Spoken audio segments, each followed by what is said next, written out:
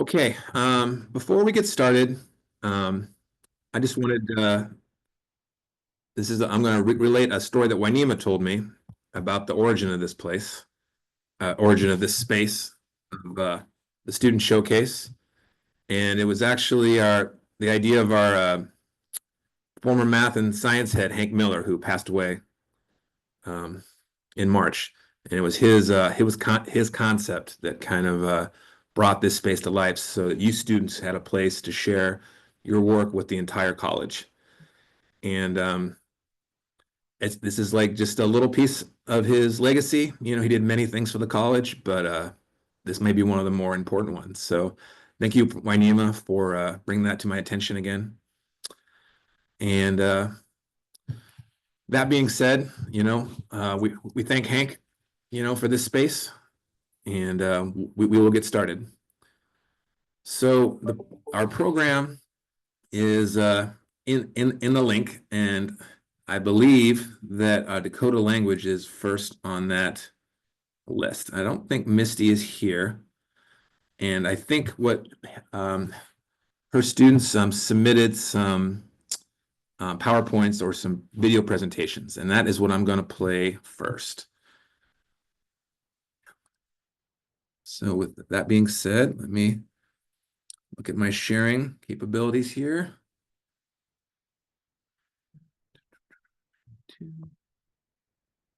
Okay, so we are going to start with Dana Yunker's presentation. And let me know if everyone can hear it. Yeah, we're on Zoom, which is a little different than Teams. So please stop me if the audio is not coming through.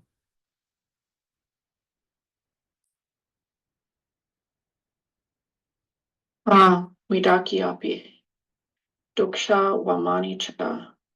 Wiyumpi Keen English Kta Dakota. Welcome, friends. Join our colorful adventure as we count animals in both English and Dakota.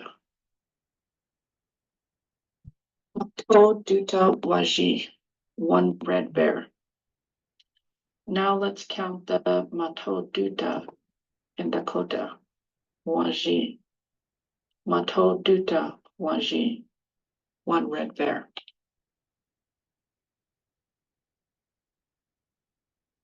Zinkara to Nuba, two bluebirds.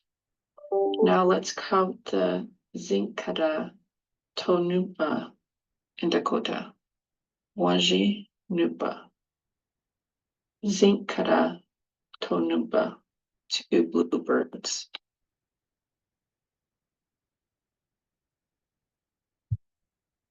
Bathanka Ziyamani, three yellow buffalo.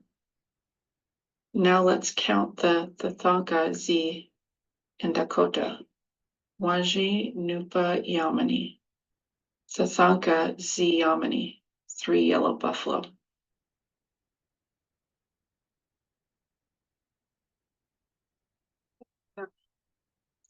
Toto Dopa, four green deer.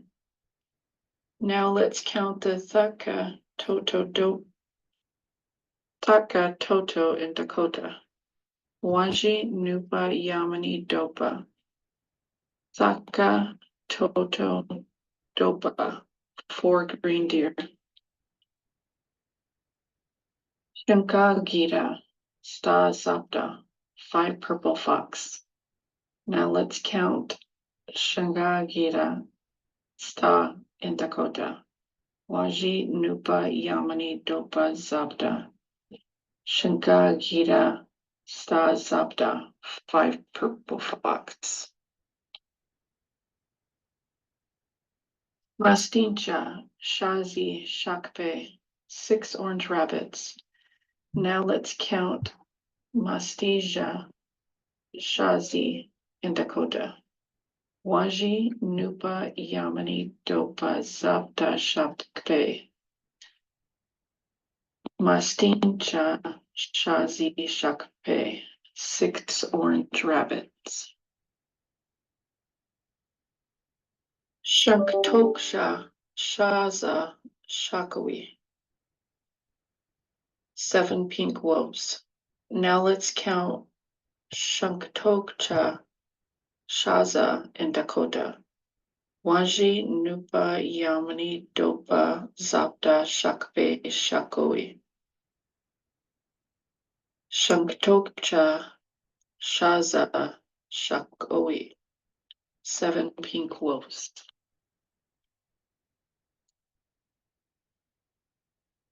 Wombody, Gi, Shadoa, 8 brown eagles. Now let's count Wombody, Gi, and Dakota. Waji, Nupa, Yamani, Dopa, Zapta, Shakpe, Shakoi, Shadoha. Wombody, Gi, Shadoha. 8 brown eagles.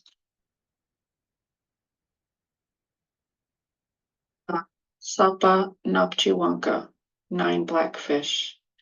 Now let's count Hoga, Sapa, and Dakota. Waji, Nupa, Yamani, Dopa, Zapta, Shakpe, Shakoi, Shakadoa, Napchiwanka.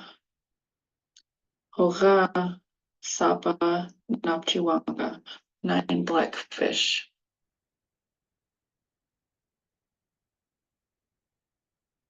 Magakshicha, Ska, weak Gemina, 10 white ducks. Now let's count Magakshicha, Ska, and Dakota. Waji, Nupa, Yamani, Dopa, Zapta, Shakpe, Shakoi, Shakadoha, Napchiwanka, weak Gemina. Magakshicha, Ska, weak Gemina, 10 white ducks. Iapi, Awa, Ta, Wamanicha, Yawa, Taya, Yapi. Now we have counted our animals and colors in both languages. Great job, friends.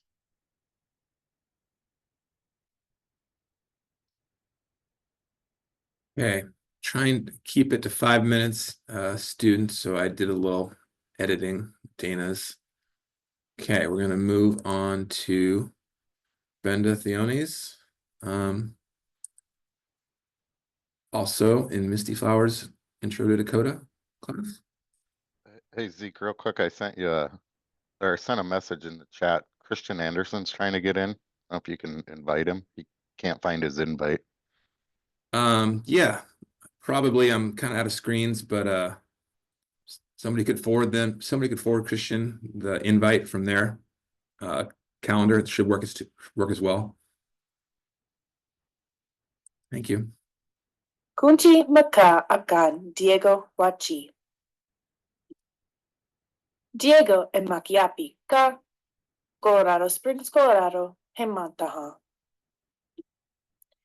Yankton, South Dakota, Edwati. Damakoda ka Igmu Sapatanka Hemacha. Owinsa tanka akan Mishtame. Tiata Edwati. Kodiak, Alaska, Ed Oka Gitka Wawate. Pamplona, Spain, Tabadoka Wabadaka, Ka Tabadoka Kchi Wawachi. Paris, France, Head Dakota Onawan, 1 Wadawan Ka Wawachi. Rome, Italy, Head Colosseum Wabadake. Machu Picchu, Wabadaka Ka Kunchi Maka Mini Nawaho. Cusco, Peru, Head Hitancadan, 1 Wawate. Arequipa, Peru, Head Wambadi, Sapa, Tanka, Wabadaka, Ka Quechua, Iyapi, Nawaha. Atitlan, Guatemala, Head Mini, Ka Paja, Peta, Wabadaka, Ka Mini, Kata, Badaka. Atitlan, Guatemala, Head Wawati, ka Acateko Iyapi ka Maya Iyapi Nawaha. Taos Pueblo, New Mexico, head Wawachi ka Tadao Wawate. Taos Iyapi Nawaha. Pine Ridge, South Dakota, head Mishtama ka Pahasapa Wabadake. Lakota Iyapi Nawaha. Isanti Oyate Wabadaka Wachi. Ate Ina ka Kunshi Wabadaka Wachi. Isanti Minisoshi Wakpa ka Wambadi Wan Wabadaka Wachi. Isanti Wakiya ka Wakan di Wabadaka ka Wawahu. Tika Tiyata Wabadaka ka Mishtama Kate. Wakantanka ka Tunkashida wa we wakiye kate.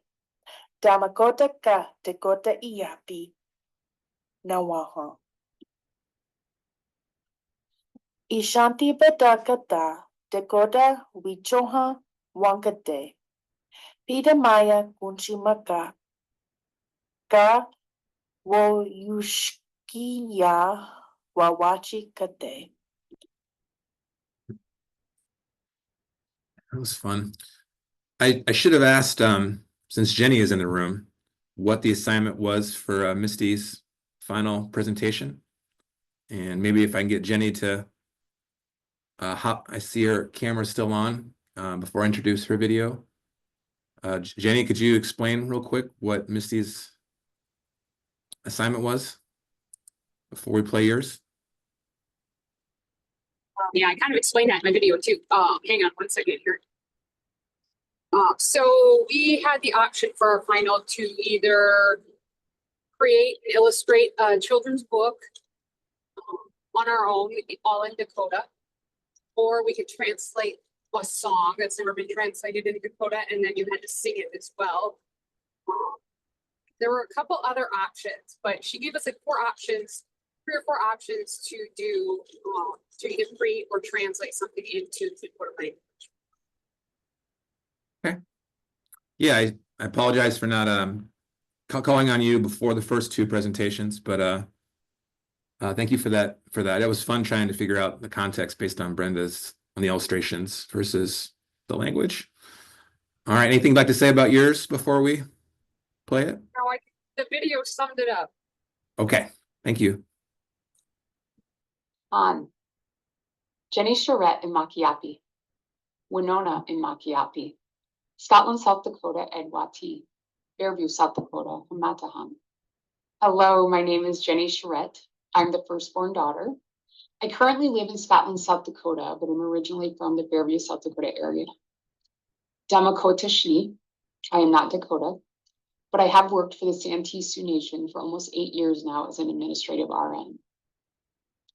For our final, for our Dakota language class, for Dakota Language 1, we had the option of several things, and I chose to create and illustrate a children's book for the target audience of the Head Start through kindergarten aged kids. I wanted to pack in as much learning as possible, so I focused on teaching colors, numbers, and animals. I was intentional in the creating of the graphics to allow the book to be interactive in that children can point and practice counting, naming animals, and pointing out colors.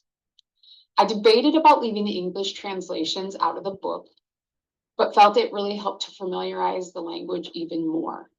In the event that a sibling, parent, or guardian who was reading the book was not fluent in the language, they could learn right alongside the kids if needed. So this is my book. I did have a hard copy made, but for presentation purposes, did turn it into a PowerPoint presentation.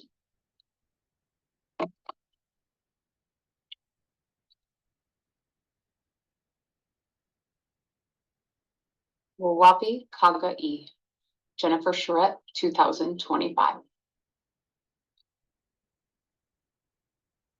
Mato Sapo Wanji, one black bear. Suntokcha Ota Numpa Pi, 2 gray wolves. Zuzuchadan Sa Yamani Pi, 3 red snakes. Nang Kaga Ska Dopa Pi, 4 white owls. Igmu Shazi Zaktan Pi, 5 orange cats. Mahagsicha Zi Shakpe Pi, 6 yellow ducks. Kea Toto Shakawi Pi, 7 green turtles.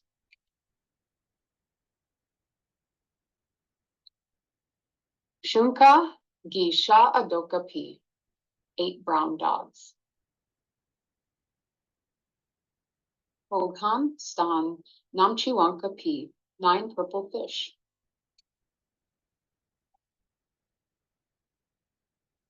Zinkara To Wikjimina Pi, 10 blue birds.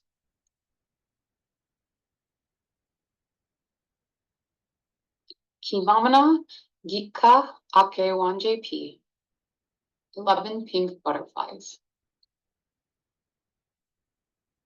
Tashunka Gi Kaska Ake Numpa Pi, 12 brown and white horses.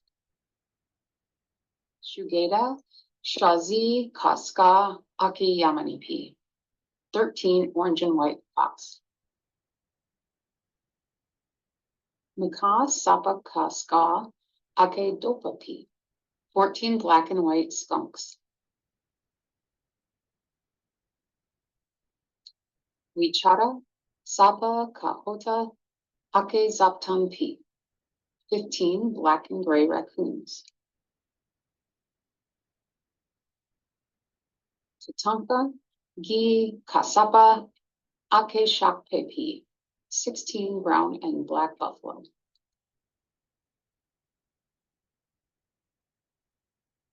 Tue Tipi Tankathe, who's outside your house?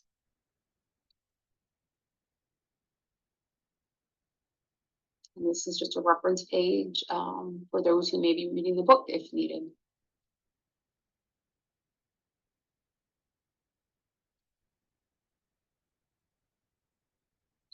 The end. Thank you very much for your time.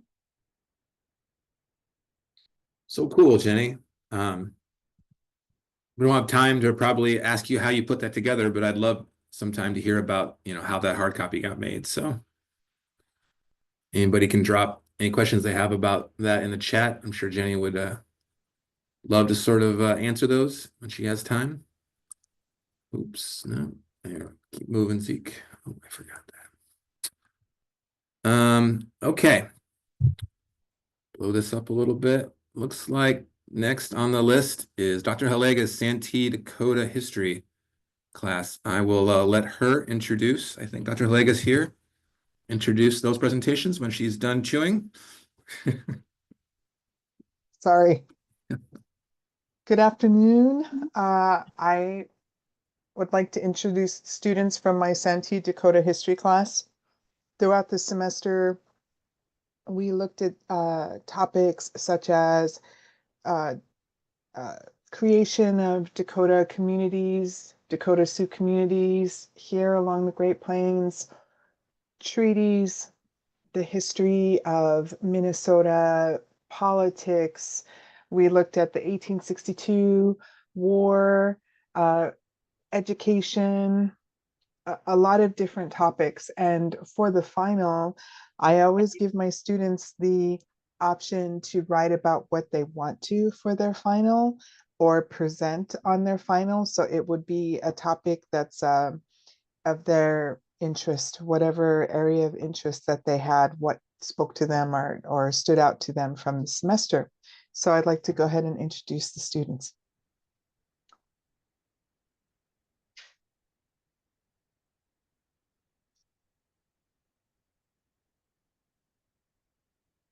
So first we have Cadence Billy.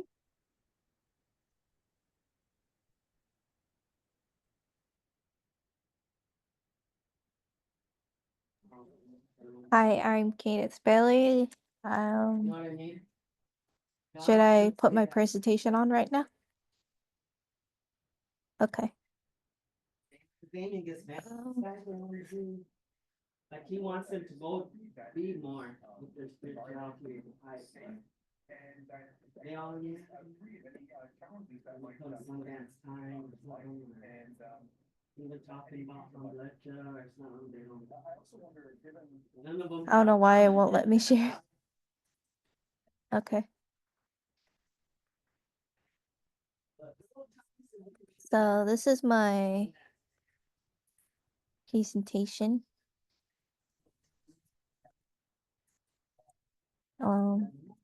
My presentation is about boarding schools. So is boarding school a historical or contemporary or both? It's historical because it focuses on the history of Indian boarding schools, specifically on those that operated between 1819 through 1969 to assimilate the children. I'm And sorry, but your presentation isn't showing. it ain't? No. Oh. I'm not used to it. Let me find it again. I think this one will work. Is it working now for you guys or no? We You can can't. see you, but we can't see the full screen. Ah, There. There you go. is that better? Yes. Oh, okay. Sorry for interruption. And the U.S. Department of the Interior's initiative was initially focused on the historical legacy of federal Indian boarding schools. And these are the pictures. The intent of creating boarding schools. The boarding schools were designed by the U.S. government to assimilate native populations by kill the Indian, save the man, a quote associated with Richard Henry Pratt. And through genocide, the U.S. government attempted to destroy our native people.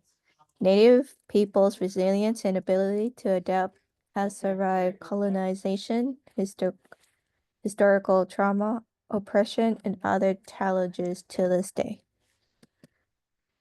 And the first boarding school that was off reservation was Carlisle Indian Industrial School. The boarding school was built in 1879 in Pennsylvania.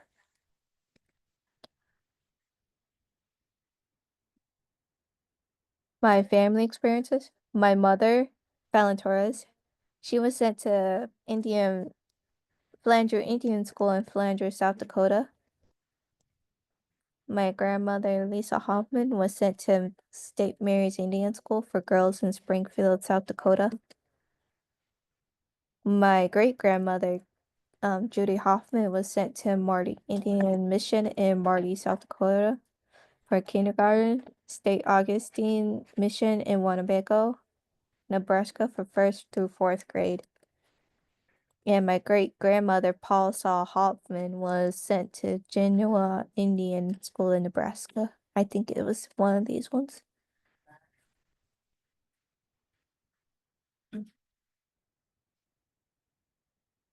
How is it related to my topic? What I learned through my family research.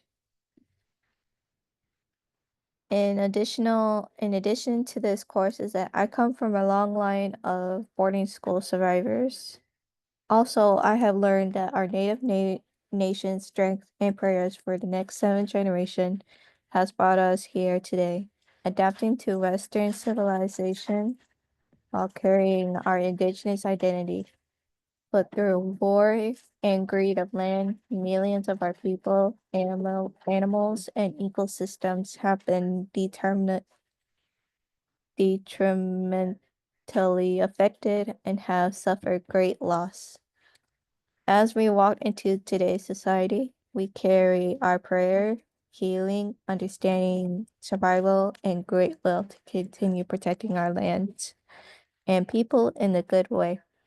I pray for the next 7 generations and our strengths to continue being proud, resilient nations through language, culture, education, or oral history to still be here together.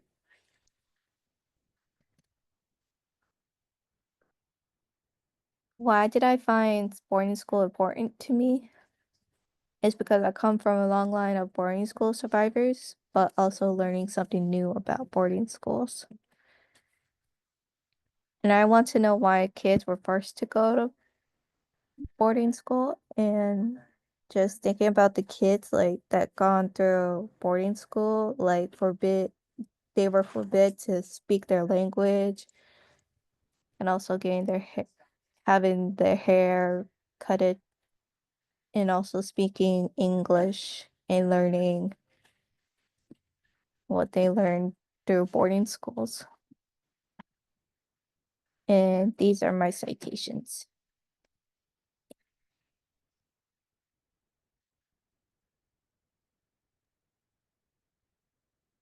Thank you for sharing that with us, Cadence. Does Thank you. anybody, and I forgot to mention her tribal affiliation. I apologize for that, but Cadence is Dakota and Miccosukee from Florida. Does anybody have any questions for Cadence? Good job. Uh, Dr. Yes. Galiga. Yes. I had Hi, surgery. Amanda. I had surgery last Monday and I have a doctor's appointment at 2:00. Am I able to go next by any chance? Sure, absolutely. Thank you, Cadence. You did a great job. Excellent. Thank you. Thank you. So next, actually, before I want to mention to Ezekiel, I don't know if you have it on your schedule, but I have 2 students, Carla Osengriffen and Emily Smith, who are going to be presenting from the Native American History to 1890 course. I don't know if you have that on your schedule. Yep, they're on the schedule. They can go next. Yep. Okay. All right. So I've got 2 more for Dakota history. The next one is Amanda Schramm, and she is Santee, Dakota.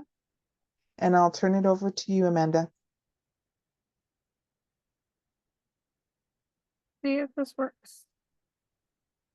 Hello there. How are you doing?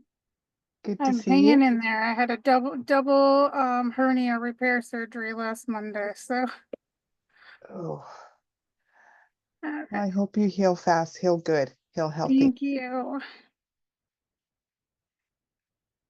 All right, so Hamatakiapi, Amanda Makiapi, Damakota.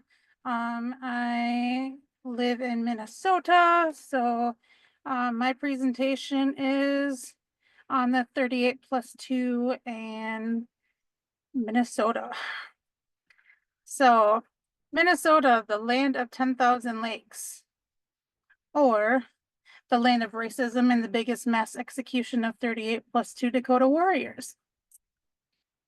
Here I've got a picture and representation of Abraham Lincoln and the 38 that were hung. Next to it is the Minnesota seal that was our Minnesota flag was named or came of. So I know to keep things short, I won't read it, but there are certain things on here. There are a couple things I will read. Says, give way, young warrior, thou and thy steed give way. Rest not, thou lingers on the hills, the red sun's parting ray. The rocky bluffs and prairie land, the white man claim them now. The symbols of his course are here, the rifle, axe, and plow. It goes on, there's another one. The red man's course is onward, nor stayed his footsteps be, till by his rugged hunting around beats the relentless sea. We claim his noble heritage, and Minnesota's land must pass with all its untold wealth to the white man's grasping hand. here are some events that I got, some timelines in history. In 1805, the Dakotas ceded 100,000 acres of land at the confluence of the Mississippi and Minnesota rivers. Only 2 of the 7 leaders signed the negotiations, yet it still affected all the Dakota bands. What was valued and to be sold for $200,000 was later changed to only be $2,000. In 1837, 21 Dakota leaders are taken down to Washington to negotiate treaties, only they were pressured into ceding all their land east of the Mississippi. 1849, Minnesota becomes a territory. Right after that, in 1850, Mary Eastman writes the seal. Again, the red man's course is onward. Mary continued, we claim his noble heritage. And Minnesota's land must pass with all its untold wealth to the white man's grasping hand. The 5th event, 1851, they were pressured by traders and threatened with military force. The Dakota were forced to cede nearly all their lands in Minnesota and eastern Dakota in the 1851 treaties of the Traverse des Sioux and Mendota. The U.S. government kept more than 80% of the money.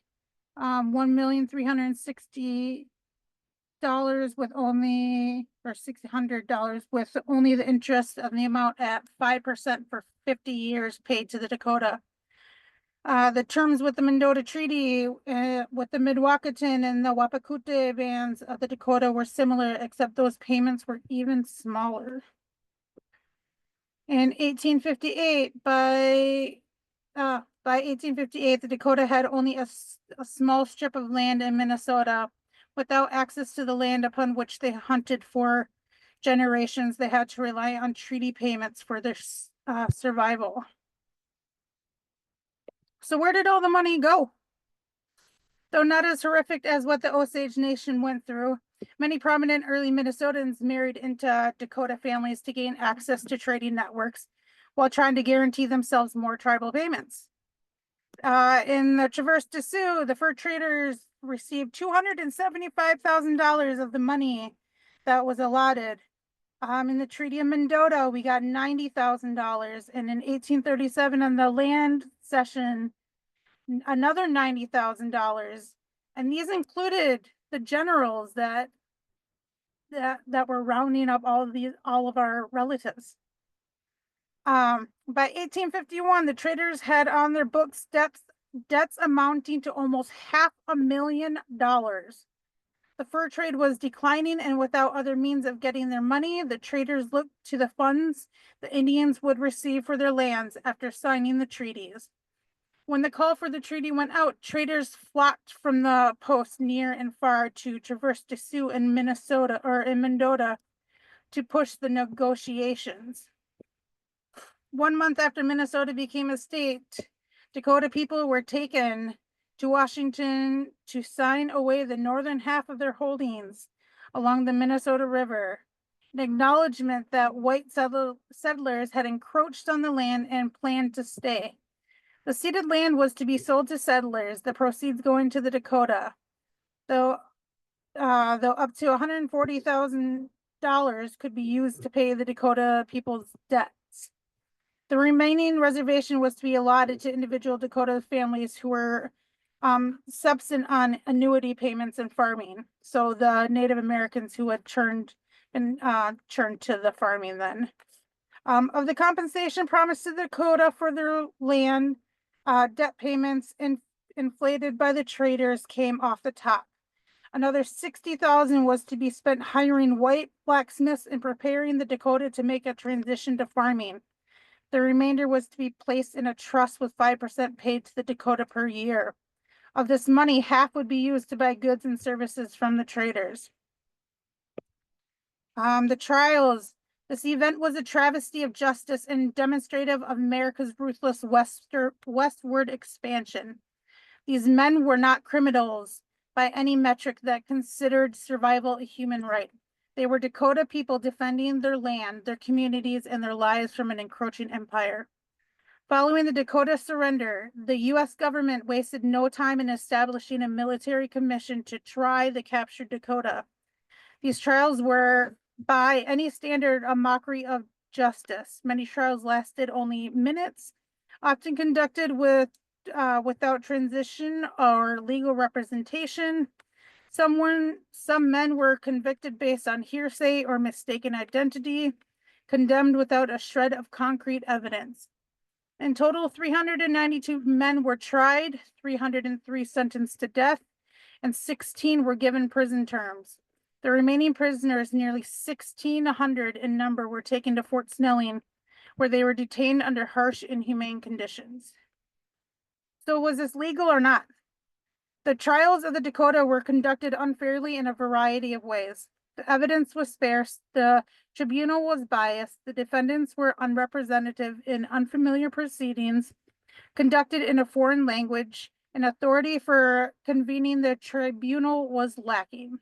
More fundamentally, neither the military commission nor the reviewing authorities recognized that they were dealing with the aftermath of a war fought with a sovereign nation, and that the men who surrendered were entitled to treatment in accordance with the status. Today, to keep things fair, judges can question whether jurors are qualified and capable of being unbiased on these cases before allowing them to fill the position. It's also important to know that understanding your Miranda rights is crucial when facing criminal charges in Minnesota. Knowing that you have the right to remain silent and the right to an attorney can protect you from self-incrimination and ensure that your constitutional rights are upheld during police interrogation. I got a list of the 38 plus 2 Dakota warriors and all their names. I'll give 1 second for silence for them. And then I got how we remember them today. In Mankato, Minnesota, the memory of the Dakota 38 endures. Their voices silenced but never forgotten remind us of the cost of empire and the enduring power of resistance. We have the Makato powwow here, and then we got the memorial ride next to it. In conclusion, so not only did the government steal, starve, and wrongfully murder our warriors, but in retaliation paid settlers to continue to kill us on our own land by revoking our treaties that were never fulfilled in the first place. Though Minnesota is still home to many Dakota families and it has been trying to build a better relationship with us, the Dakota being exiled from Minnesota is still a federal law. We can't be told to get over the past when the racist past is still alive and proud today and able to throw that back in our faces. Excellent job, Amanda. Oh, I'm sorry. No, that's all right. And here's a bunch of my bibliography is different stuff. So Can you explain really quick what how did it go from 38 and then plus 2?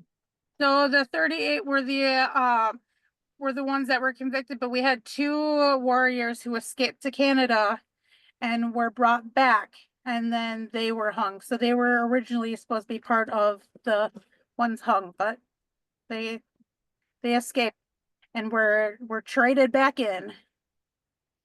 And then at first we go to 300 plus. What did how did it go from 300 to 38? Abraham Lincoln, it was a big political scheme.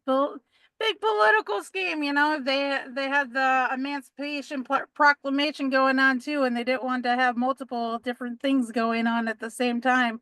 So he thought it would be fair to take it down to the 38 plus 2.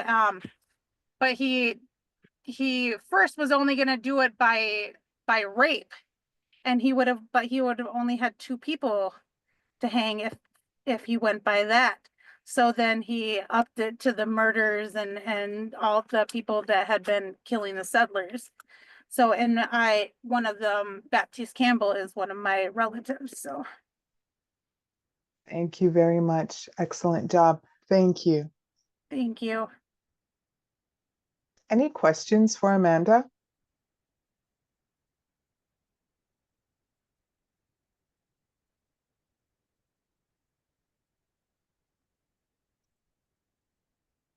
Thank you, Amanda. Good luck with your appointment. Thank you. We'll be there, guys. So the next student I have is Carla Olson Griffith, and she is Umaha, and she will also be doing a presentation. Carla? I'm here. Wait, I'm trying to move around on here. Okay. I did my PowerPoint on the Dakota War of 1862. I'm trying to share right now, so let me see. No, where is it at?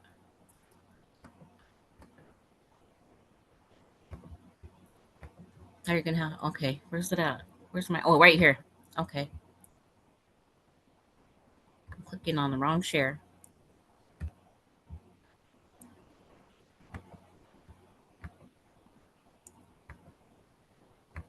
Okay.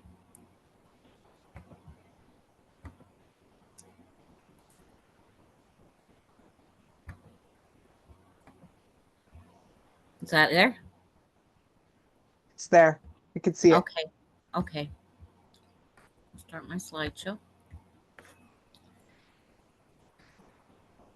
My presentation for Dr. Heliga's class is the Dakota War of 1862. What started the war of the Dakota War of 1862? The federal government was not keeping their promises of payment to the Dakota. Many were starting and not allowed to hunt. So, and the business owners were getting worried about the money that's supposed to come for the Dakota people. So they start cutting them off from helping them, giving them credit to buy the things they need. They even went to the agent, Thomas Galbraith, and asked for their rations and their money that was to come. The agent didn't care, and Little Crow even told him that what would happen if there's no help. So some Dakota farmers tried to share food with their relatives, but they didn't have enough. So finally, some warriors were out and they stole some eggs, and a fight broke out over that, and they killed 5 settlers. So this was starting the war that would change the Dakota and their movement from Minnesota. In my opinion, it was the government's fault for not keeping up with their part of the payment they told the Dakota they would receive in their treaties.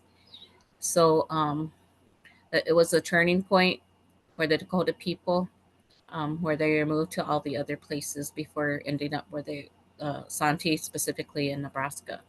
The warriors had no choice but to take drastic measures to survive. The killing of the white settlers set off the federal government to war on the Dakota people. And they drove them from their original homelands. I got double on there. Okay. Mistreatment. The knowledge that I've gained from the mistreatment of Dakota are not a surprise to me much more. Every class I've taken, this war has taught me more and more things that happen. We just know that the federal government takes and does not honor their treaties. Each time they took more land and resources from the Dakota, moved them, did not worry about their lives. Little Crow understood the revolt would be futile and that they would lose due to the military size of the U.S., but they were basically laughed at when they went to ask for help. The war of 1862 was not wanted by all the Dakota. Only a smaller percentage wanted the war, but all the Dakota suffered for a few thousand for the overall tribal number of 6,000. The few that wanted to revolt impacted the whole tribe's history. Some were sent to Fort Snelling to suffer horrific abuse and mistreatment. The Dakota 38 plus 2 were hung by President Lincoln, as Amanda talked about. The treaties offered many broken promises. For me, it refers to about how badly the Native Americans were treated, and how a few percentage affected the whole tribe and the whole people. But the federal government always wanted Minnesota, so they found a way to get the Dakota out of there. Congress, when they were supposed to pay them the money, the part of it was they were trying to pay them less than they offered them, which was pretty normal in those days of how tribes were treated. They'd sign treaties and then they'd take the land away and make the reservation smaller, and no one enforced what was right. The innkeepers, the people who were bringing supplies, they all got their share from the suffering of the Dakota, and most of the money and the rations never made it to the people anyway. Like I said, they were divided. It changed the way the Dakota, where they live today. Problems for the Dakota, they could not win due to the size of the military and the white settlers coming to take their lands. Many wanted Minnesota, and the Dakota was part of the war, was part of a series of conflicts that have been called American Indian Wars.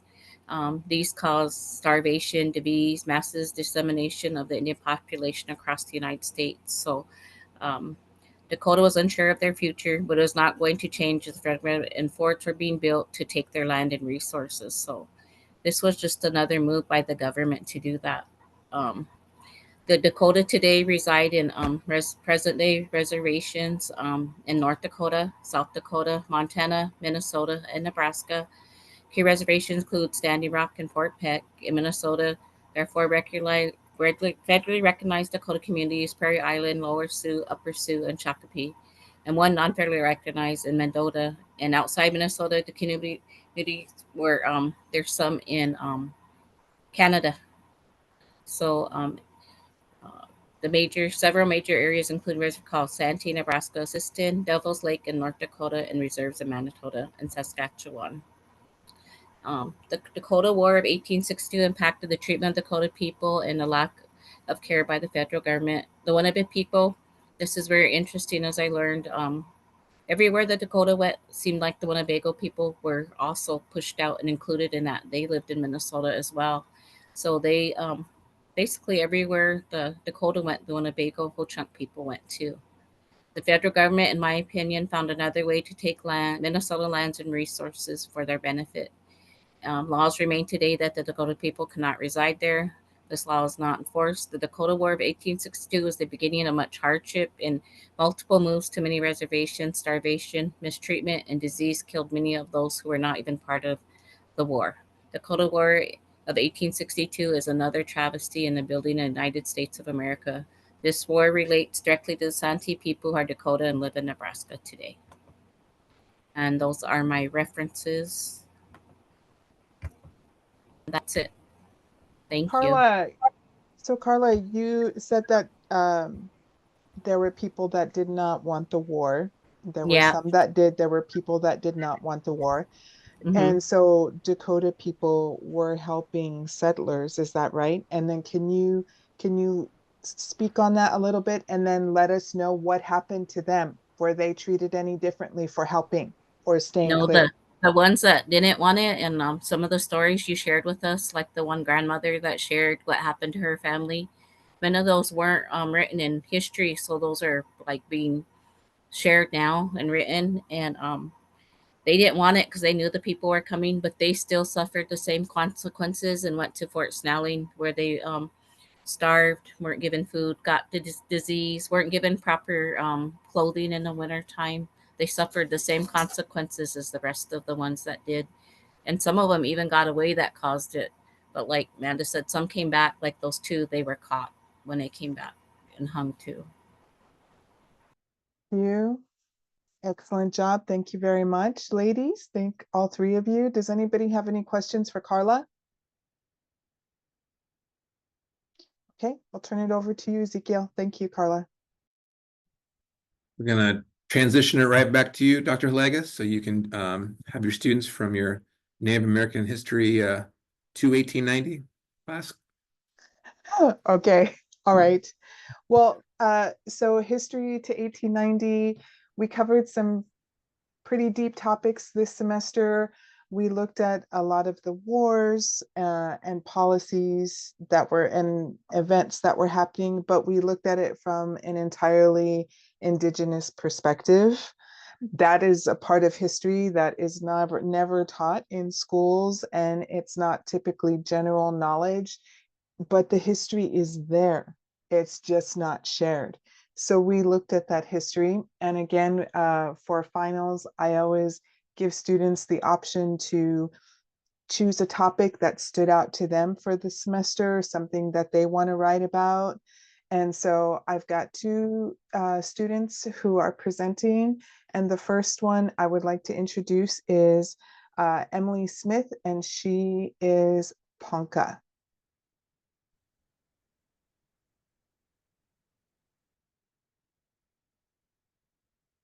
Is she on here?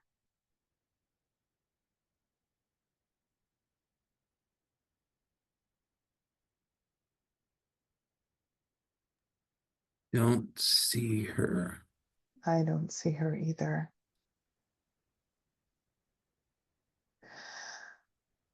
Okay, I will try to send her an email really quick, but in the meantime, Carla Olson Griffith, who just presented on 38+2, will be presenting again, and she is Omaha. So Carla, are you ready to go?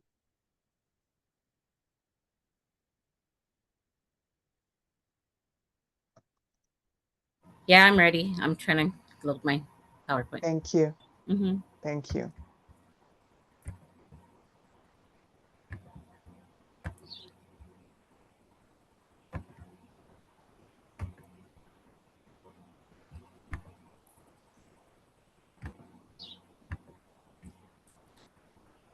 Okay, can you see that then?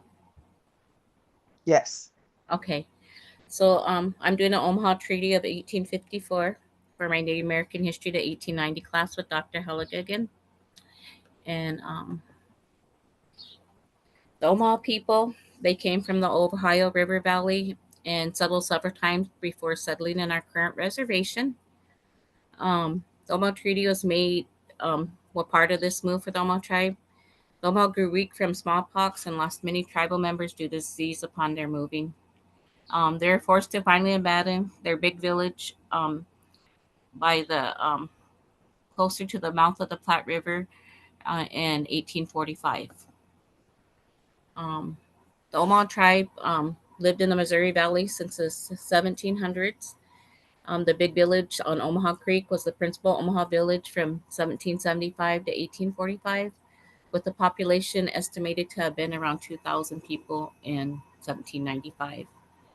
Um, Smallpox hit them, and the population dwindled down to 300 and something people. They were known to move with the buffalo hunt and growing of plants like maize and beans. The Omaha people were a complex of the earth and sky people. 7 clans set up in the circle. Hunting and other tribal duties of leadership revolved around clanships. Tribal leadership followed recommendations to build and monitor houses and farms as the government told them as was part of their agreement in this treaty. Um, Tribal leadership did try to get control of the land and out of federal control, and that's when they had to prove that they were worthy to do that. So they had to do all these things, and that's why they went into this treaty so they could become independent, and their names were posted in a paper to say they could be guardians of their own allotments finally. So on March 16th in 1854, these tribal members, leaders all went to Washington, D.C. with U.S. Commissioner that George Manny Penny. And they signed this treaty with the U.S. government. They knew that they were going to have no option to leave their lands. So they were trying to figure out a way to where they could at least keep some of their land and where they wanted. And they thought by doing this that and agreeing with the government that things would be okay or better for them. But of course, as in history, the government never kept their treaty promises.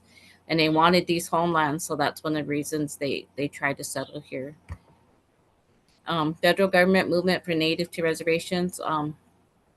They were Carla, sending. Huh? I'm sorry, can you click on hide on that little white message box? Oh, right here. Hide, Oh, yeah. yes. Okay. Thank you, Okay. sorry. I've seen it on there too. Okay. So they were moving Native Americans to reservations, so they knew that they were going to get moved again, and they wanted to be, where their homelands were, where all their ceremonial things were. We couldn't have it all, but we settled here. They were taking more lands for settlers, and then they lost that treaty of Prairie du Chien in Iowa, so they moved to their present reservation in 1855 to 56. Like I said, they wanted to remain here. Treaty negotiations were a tool that could be used for Indians to attempt to hold the land, delay settlement, or when faced with inevitable white immigration, protect the tribe insofar as possible the consequences of settlement. Many tribe members grew sick from the smallpox. they wanted to stay here and they didn't want to face a war. They knew the numbers were growing as they keep seeing the non-natives coming, the settlers. Other tribes are losing battles with the federal government, and the treaties are to remain law today, and they still face some battles and challenges. So one of the famous ones that happened in our modern time is Nebraska versus Parker, and they were the people in Pender challenged that we did not the Omaha tribal member tribe did not occupy the part of the Western Reservation. So they challenged that when they were going to try to make a liquor tax law. So that was made it clear way to the Supreme Court of the land, and it ruled that our lands were not diminished by that act of 1882, that these are our lands. So in January 20th of 16, the Omaha tribe got power over their land, and they denied that it lost character. So taxation is possible within our boundaries. That made landmark case for other tribes for taxation. So in summary, the Omaha tribe made a treaty with the United States of America in 1854. Tribes were made, they found no choice to make treaties or be forced removal from their land far away. The leadership of the tribe made the treaty to stay in their current homelands. The treatment was made of World War due to the size of the tribe dropped significantly due to smallpox disease. The Omaha tribe chiefs and leadership wanted peace and ability to be free from the federal government if they did what was stipulated in the treaty. And there's many things stipulated in there. And one was like to build a home, to farm the land. They were things they were supposed to do. And the leadership actually thought, and the people, if they did that they would be free. But like I said, it was a long course, and they had to get their name published in the paper saying they were free of basically like a guardianship from the government. Like you said, the state of Nebraska helped support the Pender regarding the liquor tax in the Supreme Court and lost. Our land wasn't lost and our reservation wasn't diminished, which was, like I said, affected all Native tribes in the United States. And the Treaty of 1854 for land stood its ground in the Supreme Court. At least that was part that we did get to keep as the Omaha tribe.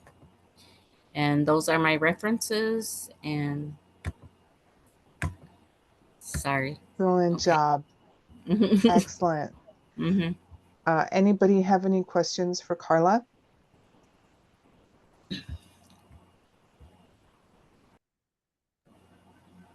I'm very proud of all of my students, and thank you so much for presenting and for sharing these topics with us and helping to educate us on these things. So thank you. Ezekiel? Thank you, Dr. Halega. Thank you, Carla, for going back to back. That couldn't have been easy. Before we transition to Wynema's courses, I'm going to stick a couple of my creative writers in here. So first up is going to be Serena Campbell. And I was lucky enough to be part of the team that took our students to the AHEC Student Conference in Rapid City. And as NICC was deep in the corner of this room of 1,000+ college students from all over the country, we heard Serena's name being called over the loudspeaker for getting honorable mention for one of her pieces. So that was a really cool feeling to have, that name sort of come over those loudspeakers. So Serena, are you there?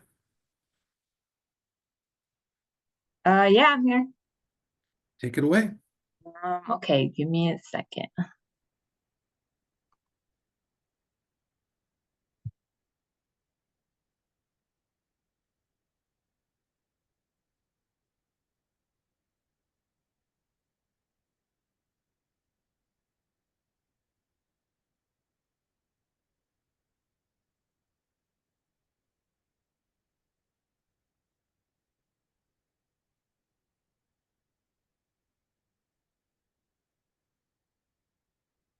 All right, you guys seeing that?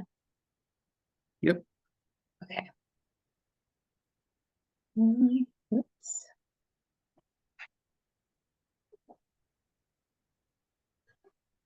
So I'm just going to be sharing a few stories from some of the workshops we did. This is my final portfolio for this semester, if I can get it to load.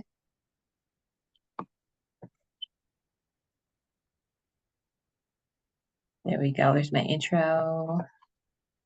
But I'm going to read you the story that I did for the Tribal College Journal. It was a contest, and it's called The Lightning Man. It received honorable mention for this year at AHEC. Here we go. Not so long ago in a dream, I wake up, stare at the ceiling, and gather myself. Then I hear something sizzling. When I turn over to locate the sound, I see an ironing board set up right next to my bed. Sitting on top of it was an iron plugged in and turned on the highest setting. White steam was rising above and sent tiny droplets of water everywhere. I was anxious that it was going to explode because of the violent storm it was creating. My room is dark and only lit by the indicator light of iron. I quickly rose out of bed and hurried over to the wall to find the plug-in. I wiggled the plug out of the socket and turned back to my bed when I see something dark in the corner of my eye.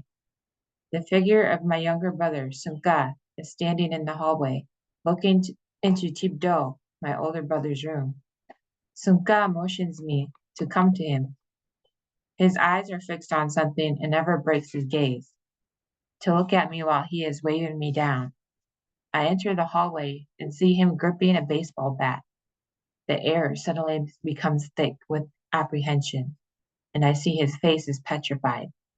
It takes me a moment to gather the courage to look at what has me disturbed. There is a dark outline of a man behind my older brother's bed. The shadow is pitch black, and there are no features. It is just standing there behind my brother, who is sleeping, unaware of our presence. Then the outline of the shadow starts to glimmer like lightning. It starts to approach me and Sunka. As the shadow comes closer, I can start to recognize some features. His eyes are like smooth black rock. The shadow now has a face painted on all black with 3 white stripes running down his left face.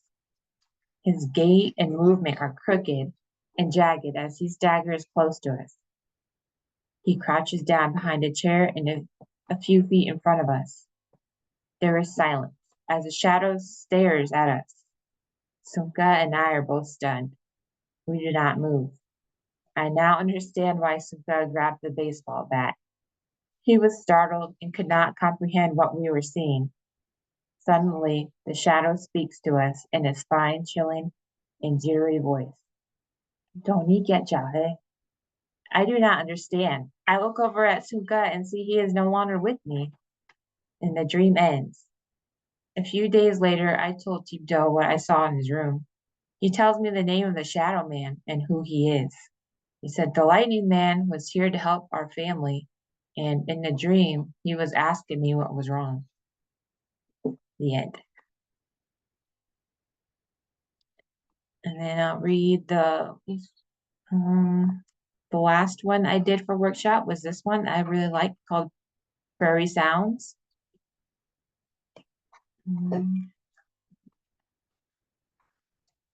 I've never seen terrain like this in my 14 years. There are very few trees where I am, and only hills of brown grass surround me. Even the dirt is different and very fine like dust. My dad has brought us here for an important ceremony. He called it the sun dance. It can only be held during the hottest month of the year. My mom, my younger brother, and I will be camping for a week on the property near the Rosebud Sioux Reservation.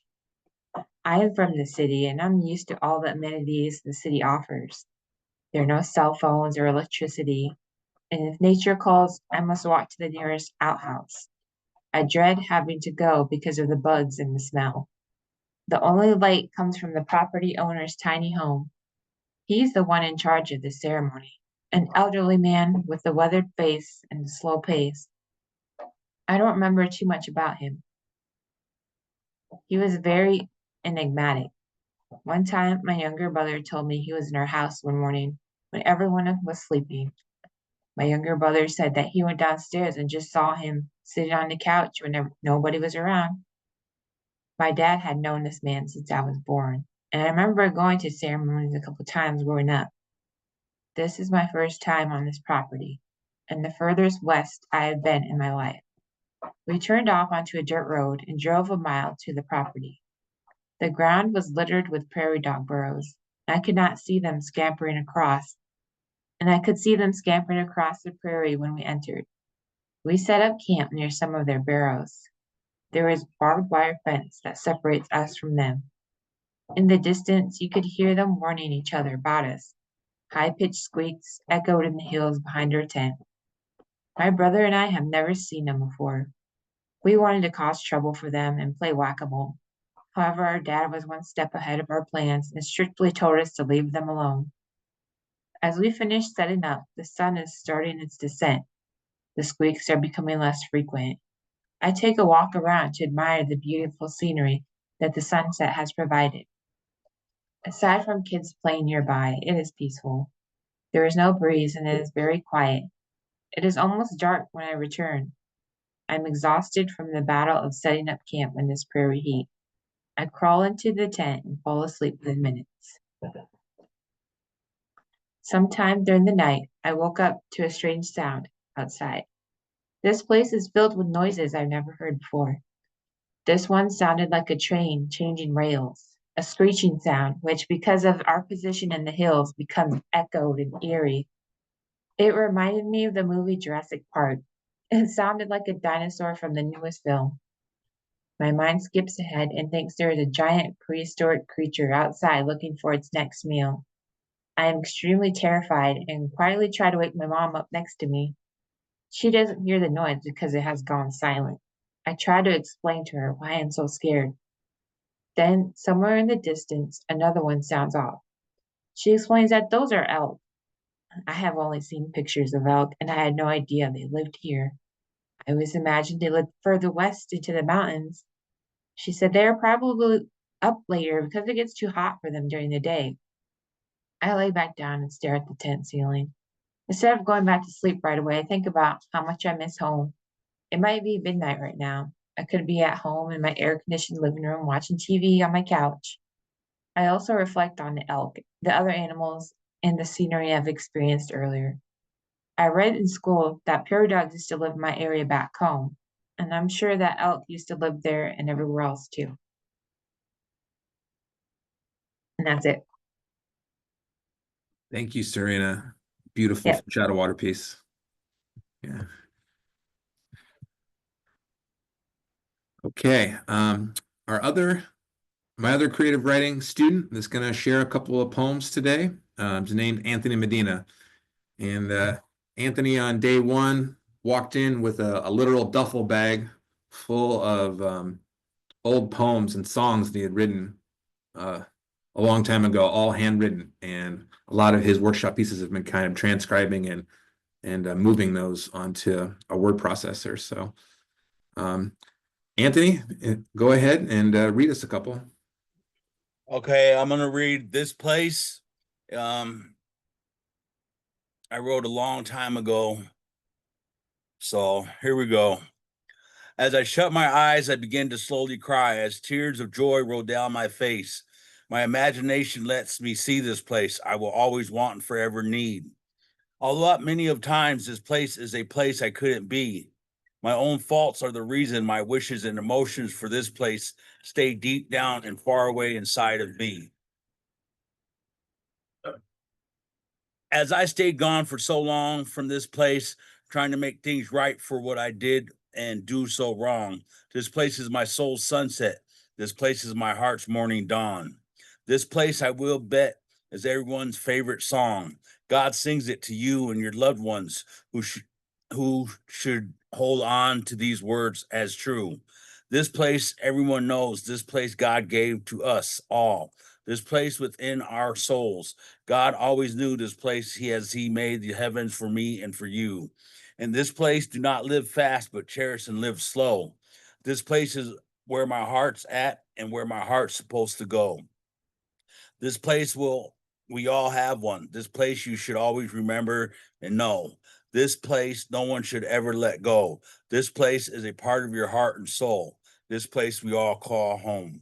Don't forget, and then I have parentheses, don't get lost and always know home is where the heart is at, wherever you go. Written by Anthony Medina. And then I also have another one he wanted me to read too. It's called Love and Music. It's a little shorter. Love and Music. Love don't want me to let me come home. Jealous of my music, but me and my music been together for way too long. Only thing that keeps my mind and my grind on strong. So forget, baby, I'm gone. All the pain, all the love, and all the games, I leave it on a song. I don't want to think about us, what's going on with my life's love and songs. I'm not spending no more nights with these fights and giving a fuck who's right and who's wrong. Don't you know home is where my heart belongs? But you've been thinking I've been lying all along. So I'm going to give you one lie to myself and say, what's love got to do with it? It's not a damn thing. No reason for me to stick around and stay. So I'm heading out of town when the sun goes down, jumping on a jet plane and watch how the world goes round. Written by Anthony Medina.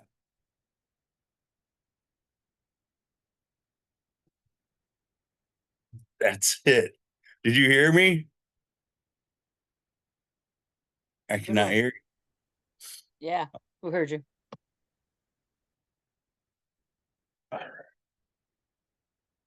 That's what I have. Thank you. Sorry you didn't read so well. Should have practiced a couple times. Thank you, Anthony. All right. Have a good day, everybody.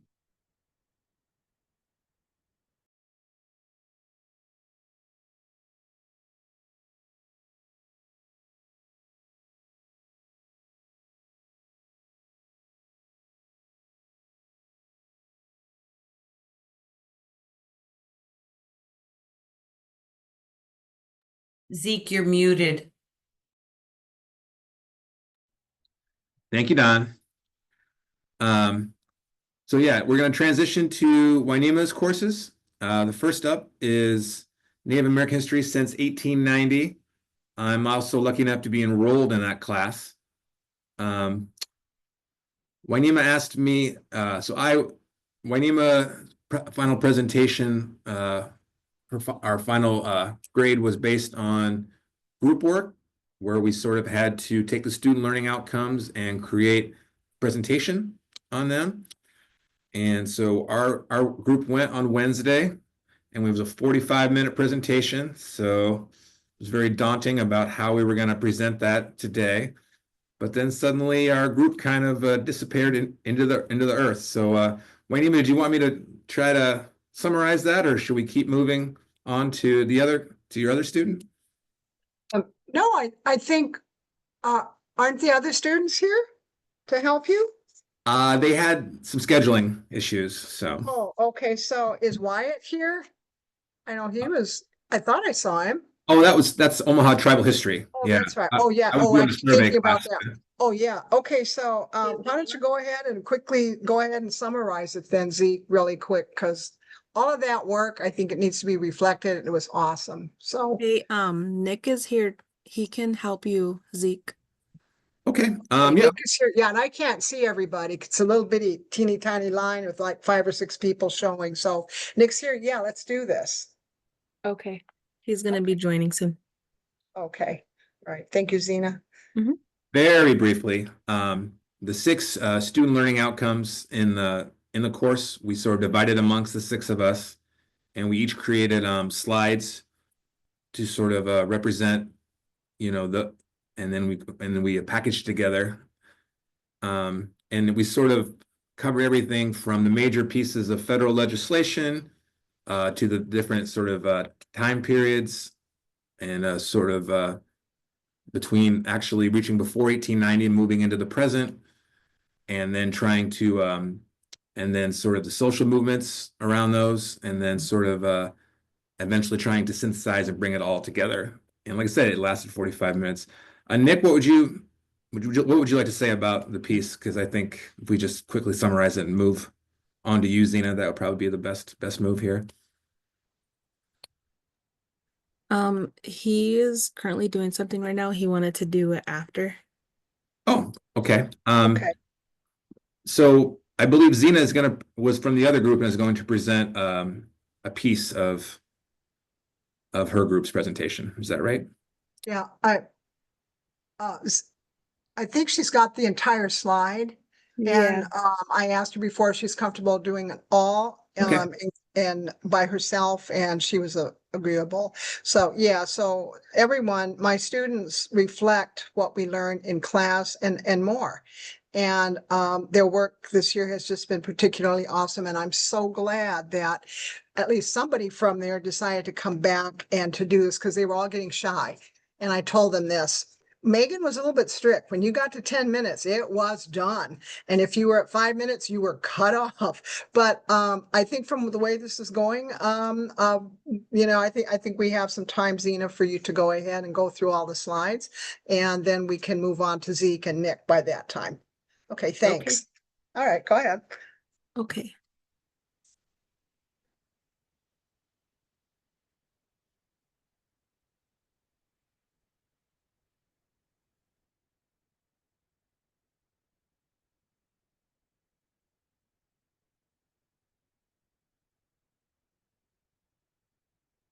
Okay, can everybody see that? Yeah. Okay. Let's see. So this is for my class, Native American History since 1890. And these are all of the students that had some slides in there. And I'll just be going over some of them. And then student learning outcome number 1. This is the 3 eras of historical contact, beginning with discovery, conquest, and assimilation.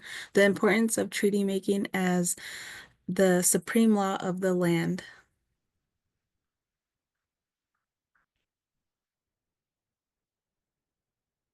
Okay, I have to move these around. Okay.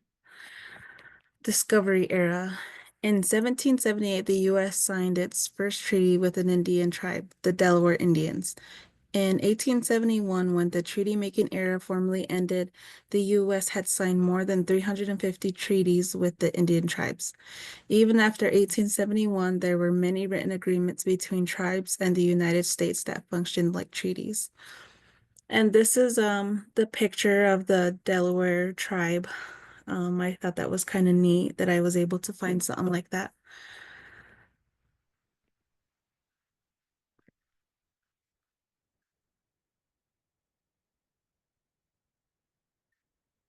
The Conquest era. Article 6 of the U.S. Constitution, also known as the Supremacy Clause. This means that the Constitution, federal laws, and treaties are the highest authority in the nation, superseding any conflicting state laws or constitution. This clause ensures a consistent legal framework across the country and prevents states from enacting laws that contradict federal authorities.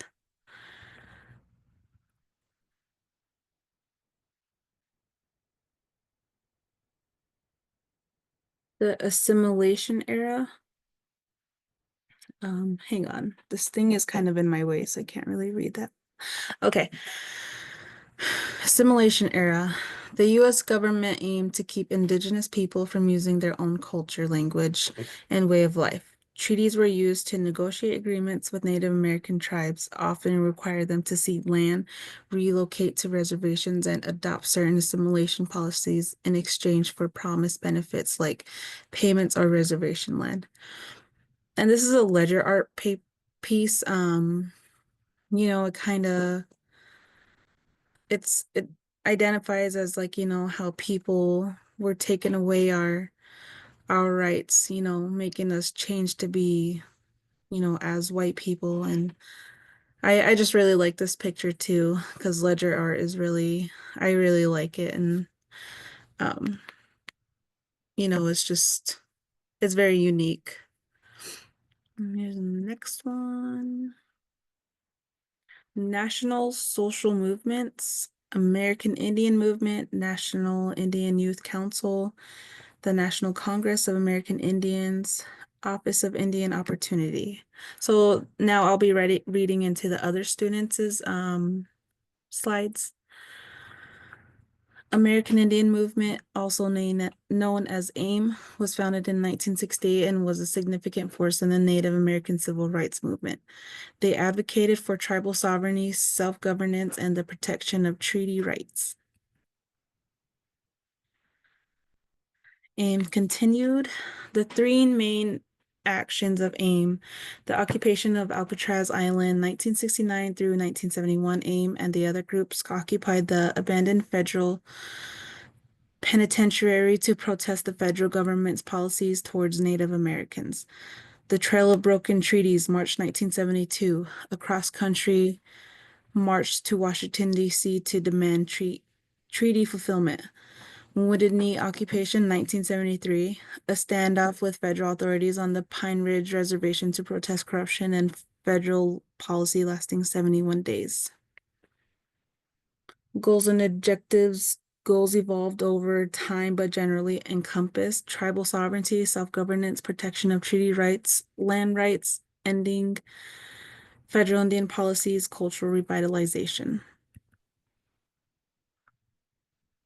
AIM continued. The significance of AIM increased awareness, political and legal gains, and inspiration for future activism. National Indian Youth Council, a significant force in the American Indian civil rights movement, advocated for self-determination and challenging discrimination through activism, education, and community empowerment. Key characteristics: activist approach, educational and community empowerment, focused on improving public education, advocacy for treaty rights and self-determination, played a crucial role in the Poor People's Campaign. The impact: increased awareness and advocacy for political participation, support for tribal sovereignty, establishment of educational and workforce development programs. The National Congress of American Indians, a vital advocacy organization representing tribal governments and communities, serves as a platform for intertribal collaboration and advocacy on issues affecting Native people. The mission is to protect tribal sovereignty, promote Indian rights, and address contemporary challenges facing Native communities. Operates through membership, dues, and fundraising. Delegates are elected by member tribes. Continued key functions include advocacy, representation, education and awareness, public development, and community support. Historical significance: NCAI emerged from a need for a unified voice for tribal nations to address the federal government's policies. NCAI evolved over time to address contemporary issues such as cultural protection and economic development. Office of Indian Opportunity. Broad concept encompassing the efforts of various federal agencies, particularly the BIA, to improve the lives of American Indians, Indian tribes, and Alaska Natives. Efforts focus on economic development, self-determination, trust responsibility, and various aspects of tribal well-being. Tribal sovereignty. Before arrival of Europeans in North America, Native Americans was a sovereign nation with power to govern its down affairs, use militant force to defend its land and people, enter into treaties and agreements with other nations. Its concept evolved over time through treaties, court cases, and legislation, while treaty making with tribes was ended in 1871, continued to be debated and defined. Marshall Trilogy.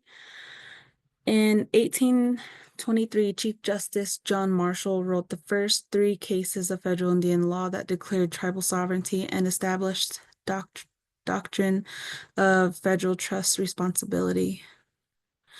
Johnson versus McIntosh, 1823, the discovery doctrine, which argued European powers upon discovering North America gaining full ownership of the land abolishing Native American land titles. The court justified that Native people had only a right of occupancy and only convey land ownership to the U.S., not private citizens. Cherokee Nation versus Georgia, 1831. Supreme Court declined jurisdiction, ruling that Cherokee Nation was a domestic dependent nation rather than a foreign sovereign nation. This arrangement suggested a patronizing relationship between federal government and tribes. It opened the door for state invasion on tribal lands. Worcester versus Georgia, 1832. Justice Marshall declared that before contact, America, separated from Europe by a wide ocean, was inhabited by a distinct people, divided into separate nations independent of each other, and the rest of the world having institutions of their own and governing themselves by their own laws. This case restated Cherokee Nation's sovereignty by stating that the state of Georgia could not impose its laws on Cherokee territory. However, President Andrew Jackson ignored the decision, leading to the Trail of Tears and removal of the Cherokee Nation.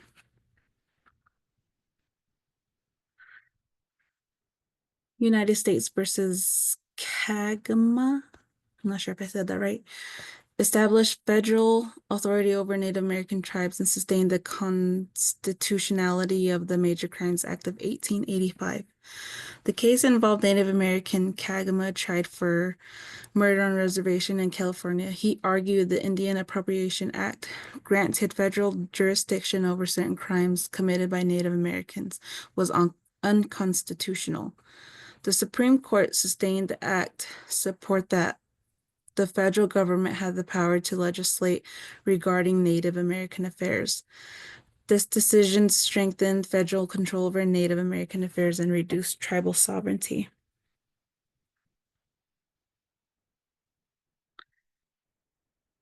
Lone Wolf versus Hitchcock. I can't see that. 1903. Involved, among other plaintiffs, Lone Wolf, a Kiowa man who had appealed the opening of the Kiowa, Apache, and Comanche lands in Oklahoma Territory because appropriate tribal consent had not been obtained, as specifically stipulated in the Treaty of Medicine Lodge Creek of 1868. The court further held that the land did not belong to any tribe. It was controlled by the states, with Indians as mere occupants. Major Crimes Act, 1885. Grants federal courts jurisdiction over certain major crimes committed by or against Native Americans within Indian country. The act was passed in response to Crow Dog case, which established that federal courts lack jurisdiction over crimes between Indian on tribal lands. It continues to be a crucial piece of legislation regarding criminal jurisdiction in Indian country. General Crimes Act, 1817. Grants federal jurisdiction over certain crimes committed in Indian country involving non-Indians and Indians. However, it does not apply to offenses committed by one Indian against another. Remains a key piece of legislation in understanding criminal jurisdiction with Indian country. Public Law 280 grants some states criminal jurisdiction over certain crimes in Indian country, but does not eliminate the federal government under Major Crimes Act. This law originally applied to California, Minnesota, Nebraska, Oregon, and Wisconsin, with other states later opting in. Dawes Act. Created in 1887 under the name the General Allotment Act, it was passed by the U.S. government under federal law. Under this act, the goal was to achieve assimilation by allotting tribal lands to individual Native Americans. However, there was some negative backlash, which allowed erosion of tribal sovereignty and surplus lands for non-natives to claim and create their settlements. Dawes Act continued. This act was intended to act as a reform, but it caused long-term harm to Native communities. But today, many tribal communities are working to reclaim and better manage their lands and affairs, economic development. These are being accomplished through programs such as the Land Buyback Program, Mineral Rights Retention, and Cultural Land Return, which have been effective and are helping tribal nations move forward to reclaiming sovereignty in hopes of repairing historical damage done by this act.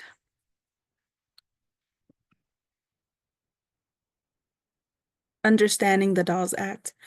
Now, understanding to an extent the Dawes Act of 1887 and why it was created, it helped start spinning the wheels forward with the history of the U.S. government and the Native American communities. Merriam Report.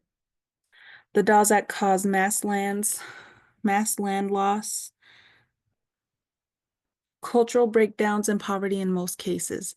And because of this, it led to a report conducted by a man named Lewis Merriam, who was appointed by the Institute for Government Research to compile information and report the conditions of the American Indians across the country. This was originally titled The Problem of an Indian Administration because of the U.S. government had failed to protect and provide for the Native communities.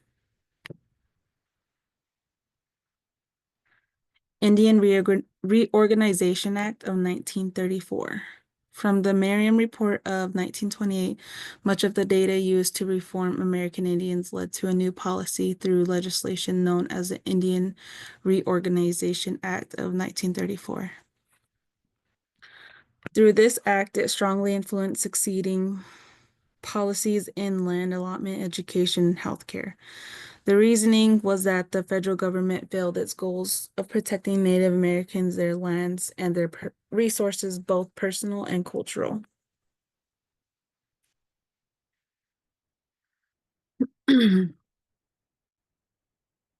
Thus, today, tribal governments are formed and working towards the restoration of tribal sovereignty and lands.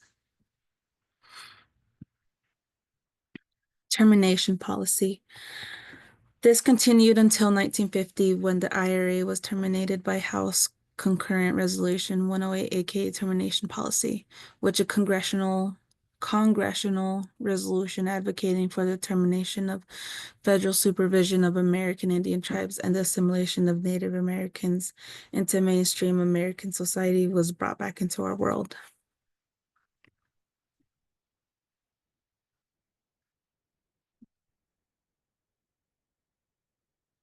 I believe my 5 minutes is up.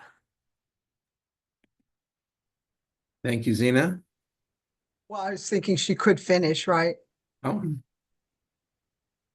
Are you Will that done? be okay or?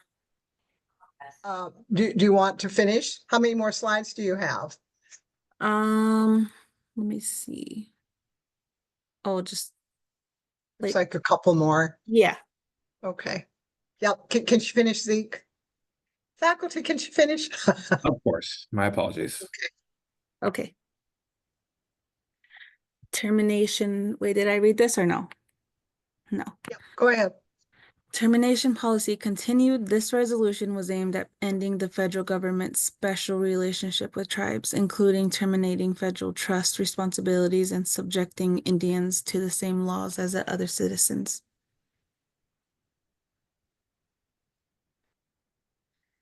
And here is a timeline.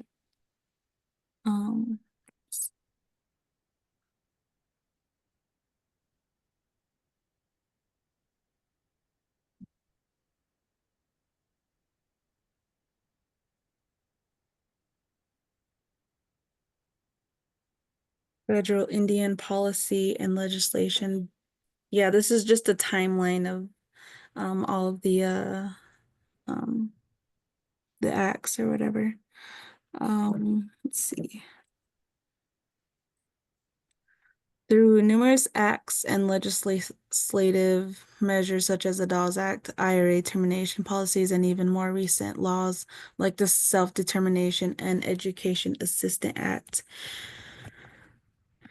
Native American communities have endured generations of systemic displacement, cultural erasure, and legal battles over sovereignty and rights.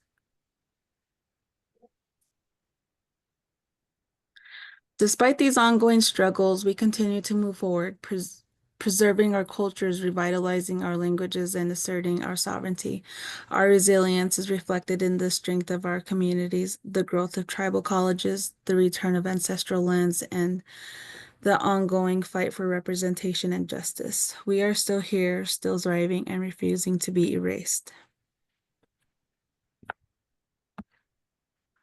Now I think she's done, Zeke. Thank you, Zena. Mhm. Awesome job. Appreciate it.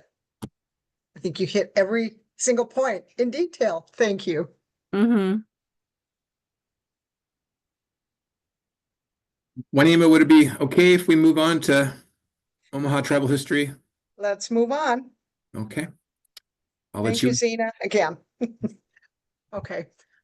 So for Omaha tribal history, we actually broke up into a couple of groups, but I think group one, who, let's see, are they here? Is anyone from group one here? I'm We here. have, okay, Dora, did you want to go through and present very quickly, and then we'll move on to group two? So, Dora, if you have any other teammates here, they can help you, or however you decide to do it. But I don't yeah, think this is so. Dora Williams, who was in Omaha tribal history this Because it past semester. was. Where's that picture?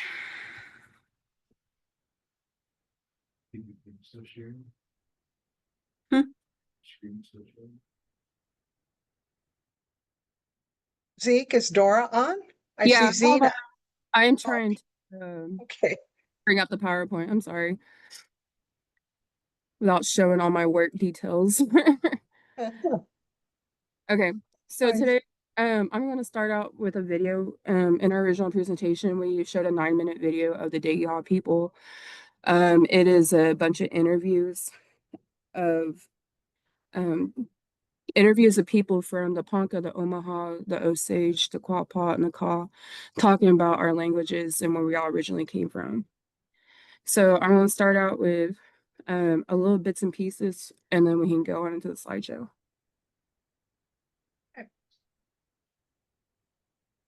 Let's see. I don't like Zoom. I use it every day. Well, can you guys hear this? Can you guys hear that? Not really. Okay, hold on. Sometimes on these, you have to share the sound. Okay.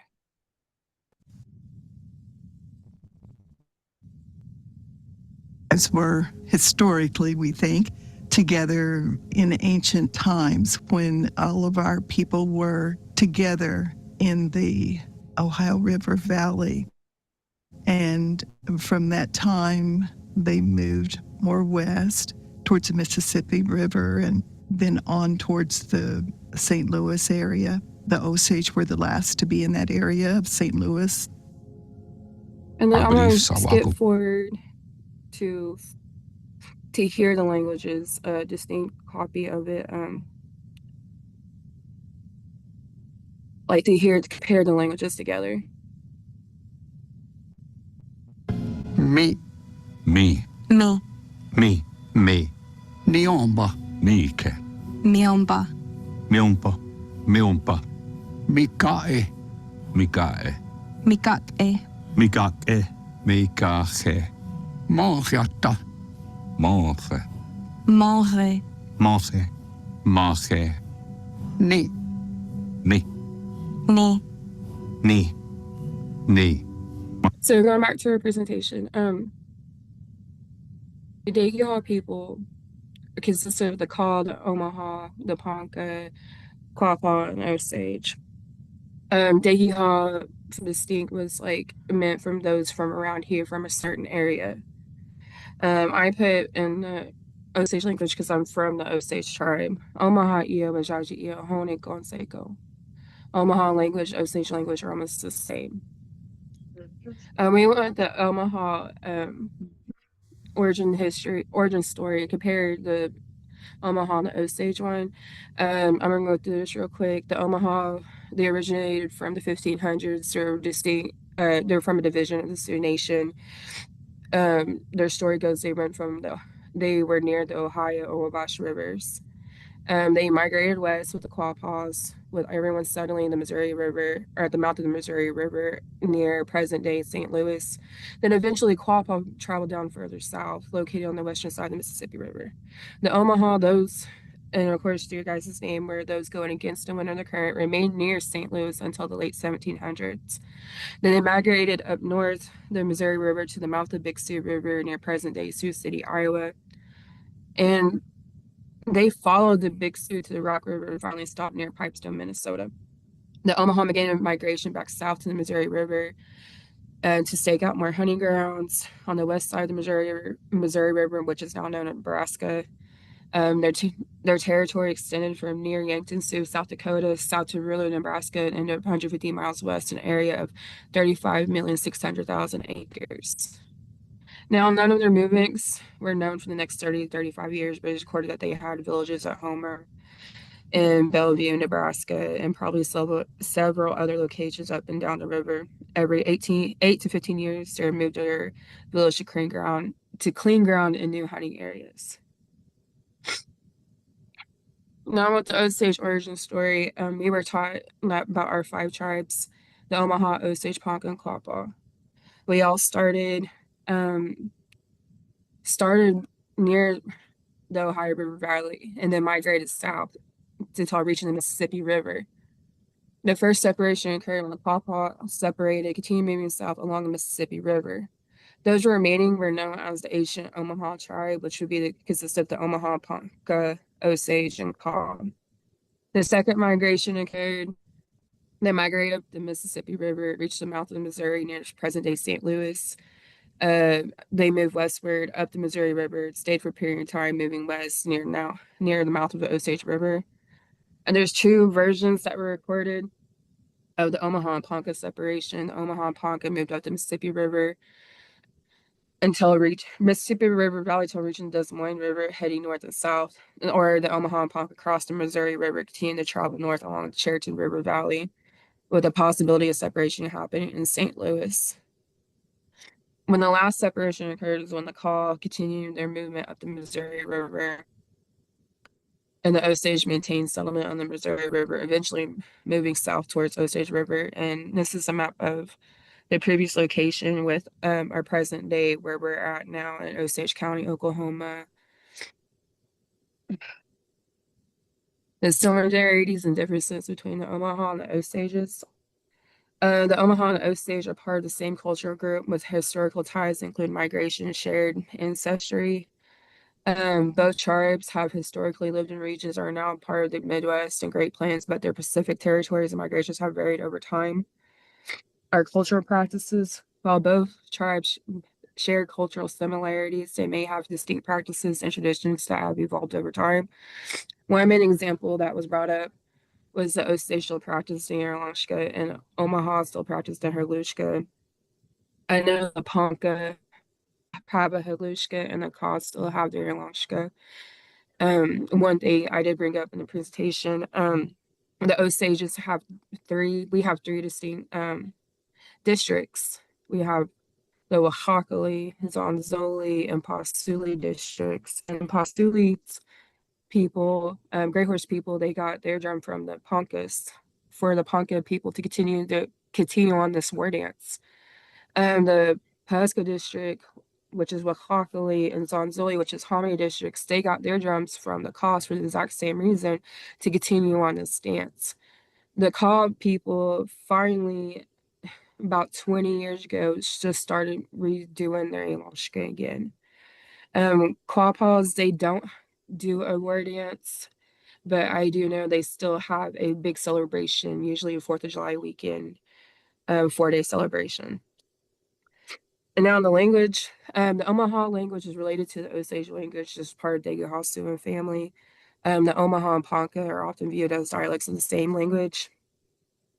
Our languages are still the same, just different dialects. In the video, which is called Dagiha, which is posted on Osage Nation YouTube page, we can still understand each other. I've taken an Omaha language class and I was able to understand Andre talk and I was able to respond back in using the Wajaji language. The call language director, she's my good friend. We're still able to talk back and forth. She can talk call to me, and I can talk back Osage to her, and then it goes on from there. That's it. Thank you. Thank you, Dora. Whoops. Thank you, Dora, very, very much. Zeke, I think we're ready for the next group. Okay, so our the individuals from Omaha Tribal History are Caitlin Fortune and Angel Geller, or would you like to do the larger group from Omaha Tribal History? I think we should do the larger one, and then we could do the two because they're much shorter and smaller, so we could probably get through them quickly. So if So Lakota Cruz, Chadwick Grant, Tim Griffin, Laura Rudbeck, Starla Turner, maybe Wyatt. who else here from that group? I think I might be the only one. Oh, okay, Wyatt, go ahead. You can carry the ball here. I gotta figure out how to do this here. I'm not real keen on Zoom. One way to learn.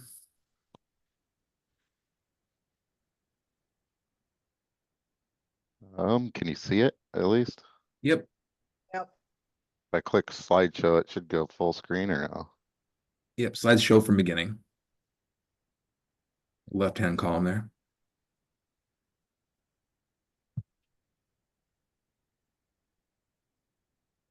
Okay. So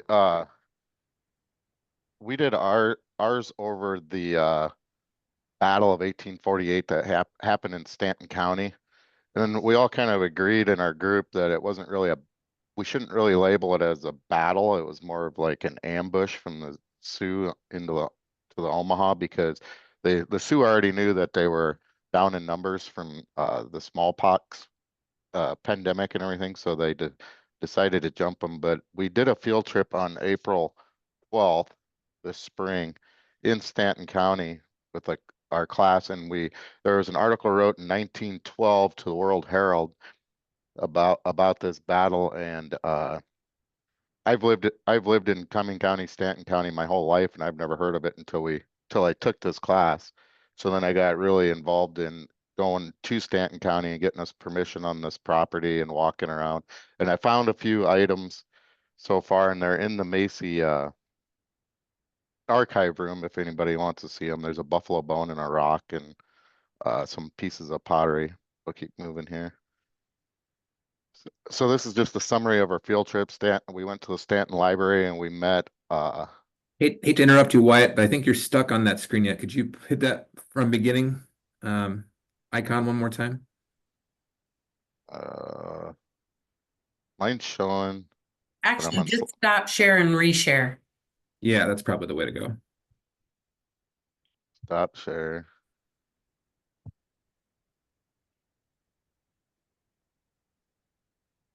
Maybe I won't take it to the slideshow deal. You see it now? Yep, there you go. Mhm. Okay, so I'm on slide 2. Did it change for you guys? Yeah, it shows Christian in the library. And then you guys have notes on the side. Oh, that's showing at slide 3 then. I don't know. It's showing me that I'm on slide 2 is all. It I don't looks know. like you're displaying the presenter view.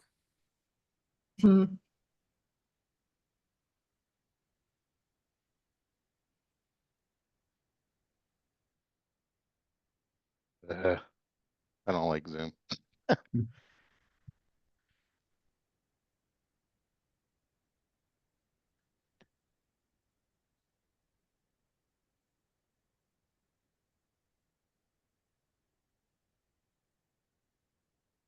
How's that? Can you see that? That looks good. Okay. So we'll just go through this way here then. So we stopped at the Stanton Library and talked to the librarians there because their families have were settlers there in the area, and they had a bunch of Dorothy was her name, but she had a bunch of extra information that she found in her grandmother wrote an article on this battle for her thesis for college. And her mom is 91, so I don't know how old that would have put her grandma for sure if she was still alive. But then we went and we got pictures, but then we went and we stopped at the Stanton Cemetery, Oddfellows Cemetery it's called, and it's on the top of the hill on the north side of Stanton. And Dorothy when I stopped over there by myself that day, she goes, we need to go to the Stanton Cemetery because I got to show you the circle drive, and we got a picture I'll show here in a couple slides. But when they settled Stanton, when they were started burying people up on this hill, unknowingly they were digging up bones from this battle when the Omahas come back several years later to pick up their family members. They took them to this hill and buried them. So they put in a circle drive at this cemetery, and I'll go a little more into that here when we get there. But then we went to the Stanton City Park, which in this article that was wrote in 1912 was it's listed in this article as their main camp there, and it's right at the mouth of the Indian Creek that dumps into or flows into the Elkhorn River. But in the article, it says that it's where the present day bridge is coming into Stanton across the Elkhorn River. And then we drove down the river road, which would have been the same path that they took after the first day that they got attacked. We drove down this road and followed their path as they were headed east to the Big Muddy, which is the Missouri River. And then we stopped in the Pilgrim Museum and looked at some artifacts that were found around the area. And then finally we stopped at the Wisner Park and we grilled hamburgers and hot dogs. So this is our group in the Stanton Library, and we're going through these other articles and books that Dorothy had got out and put on display for us to go through. And then this here is the Stanton Cemetery. And then this picture on the left is the circle drive that they put in. And then that's where they laid the remains that they found from burying these other people. But then Dorothy said, and there's no signage up there. It's all from word of mouth from the locals, that it's been passed down for generations. But they were finding most of the bones on the south side of the hill here. And then the closest trees there are actually Indian Creek, which is talked about quite a bit in that article from 1912. And then the trees further off in the distance is actually the Elkhorn River. So they would have been traveling this river to the east as they were trying to escape the Sioux. And then this is in the river park, which was the closest place I could find according to the article to where their main camp would have been. And this is looking east, this picture is, but right behind us was and then on the south side of these trees here is the Elkhorn River, but right behind us to the west was the Stanton River Bridge, which they talked about as being very near their main campsite. And then they were dispersed up and down Indian Creek and Butterfly Creek. This is on the gravel road as we're headed back toward Wisner, and there's just a little, it's not even really a bridge, it's just a culvert, but this is Indian Creek. So if we would have went down followed this to the south, it would have took you right to the Elkhorn River. And then we stopped in the Pilgrim Museum that they have in one of the churches there, and this guy by the name of Roger Hoff, he spent a lot of time in the area because he heard about this battle, and he's found some of this is probably not from the Pilger area, but a lot of it was found around the Pilger area. There's arrowheads and spear points. There's some pieces of pipe, and then there's this big clay pot and you could tell it like it has been sat on a fire that was found in the area. And then here up in this picture is what they call a medicine rock. And I actually found one of them on the Humbug Creek, which is also stated in this article over this attack, but that's in the Macy archive room if anybody wanted to see it. And then here we're just our grill out after we were done, and we're all conversating over what we learned today, what we saw.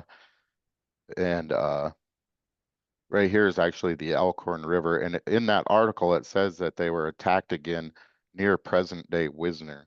And this is where in Wisner in the city river park right along the Elkhorn. So we just sat there and just ate and talked about what we learned that day. And then if I can move this thing. Oops, I guess that'll work. So then these are the stars of a couple spots that I've already got permission on. I got like, I think there's almost 500 acres here, and then there's another 120 acres up here. And Pilger would be up in this top right corner of this map, but this top star here is where they have found a lot of arrowheads and a lot of artifacts laying out in this field.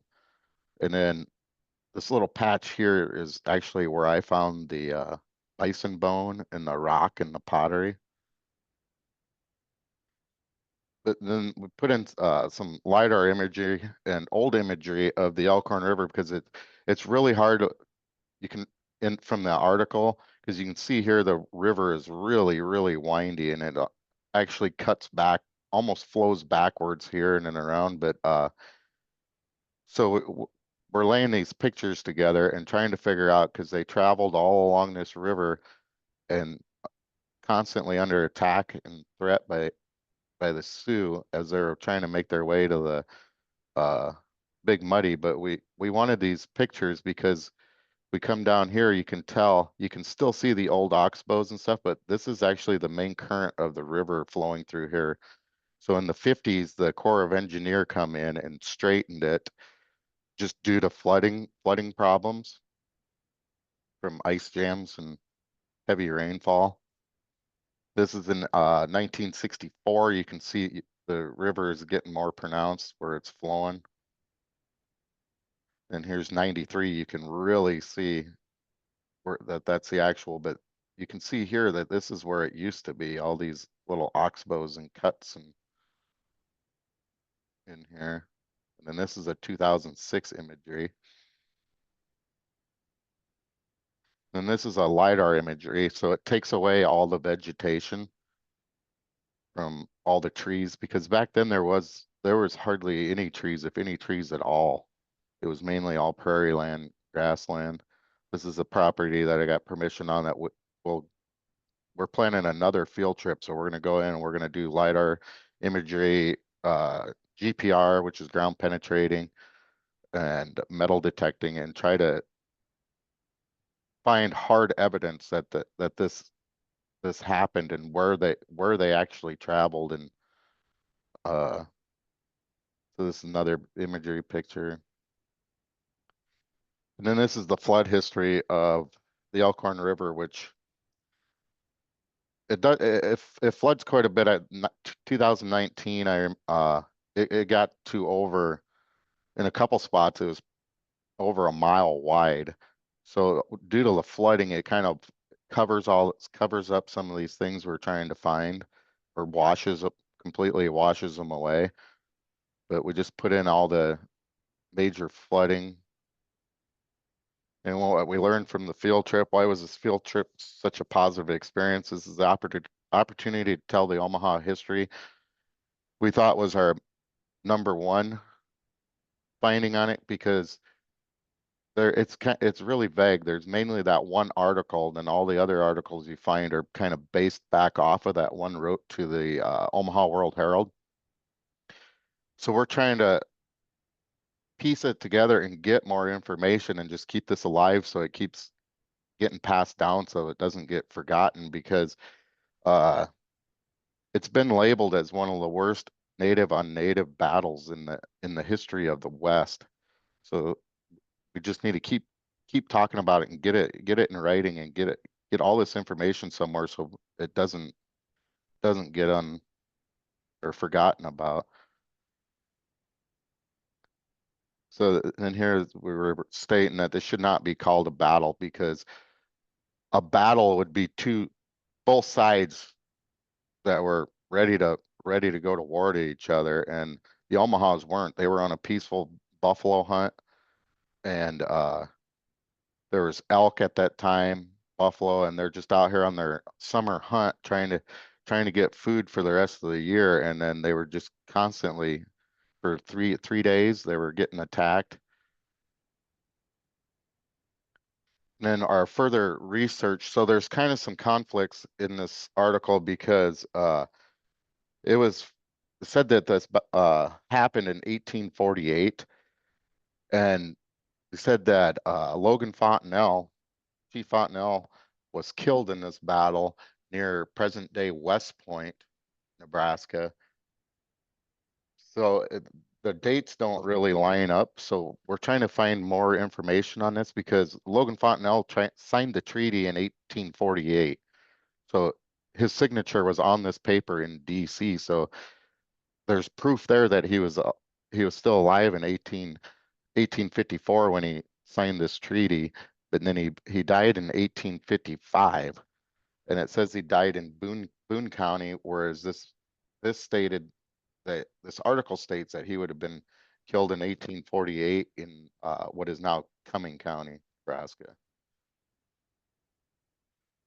Then these are just some the other ways that we want to search to try to find stuff. So dowsing, ground penetrating radar, GPS systems.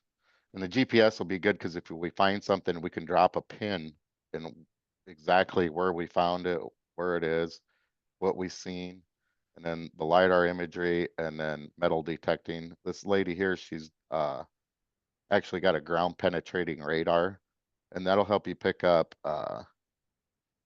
any burial sites or a weapon, because the Omahas actually had guns there because they were willing to trade with the settlers. And here's just a timeline of the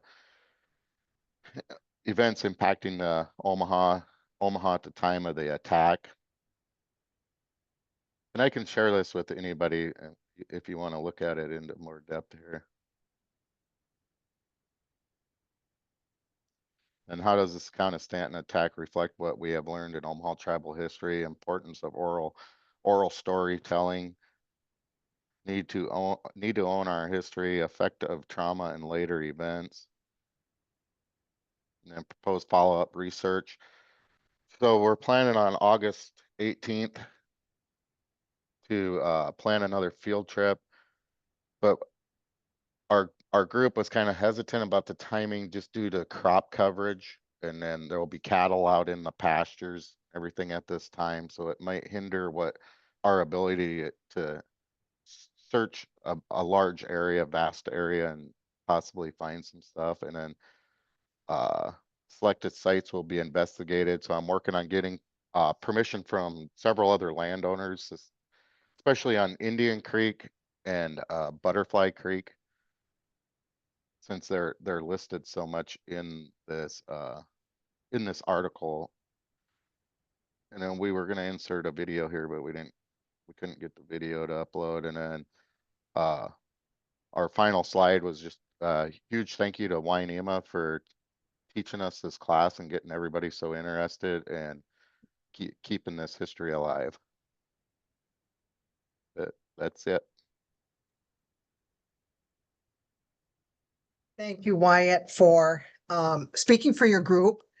Everybody's sort of scattered. I don't know why. They all said they'd be here, but that's okay. You know, I mean, you did a good job. You lived it. You went through it. So, yeah, so we will be following up. We're not done with this.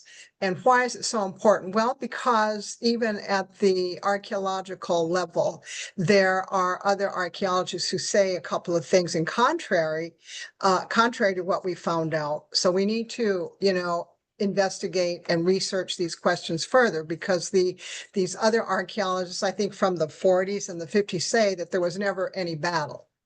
And then another one says, if there was such a battle or such conflict, it's more like a skirmish. And not only that, but the skirmishes were always ongoing between the Omaha and the Sioux.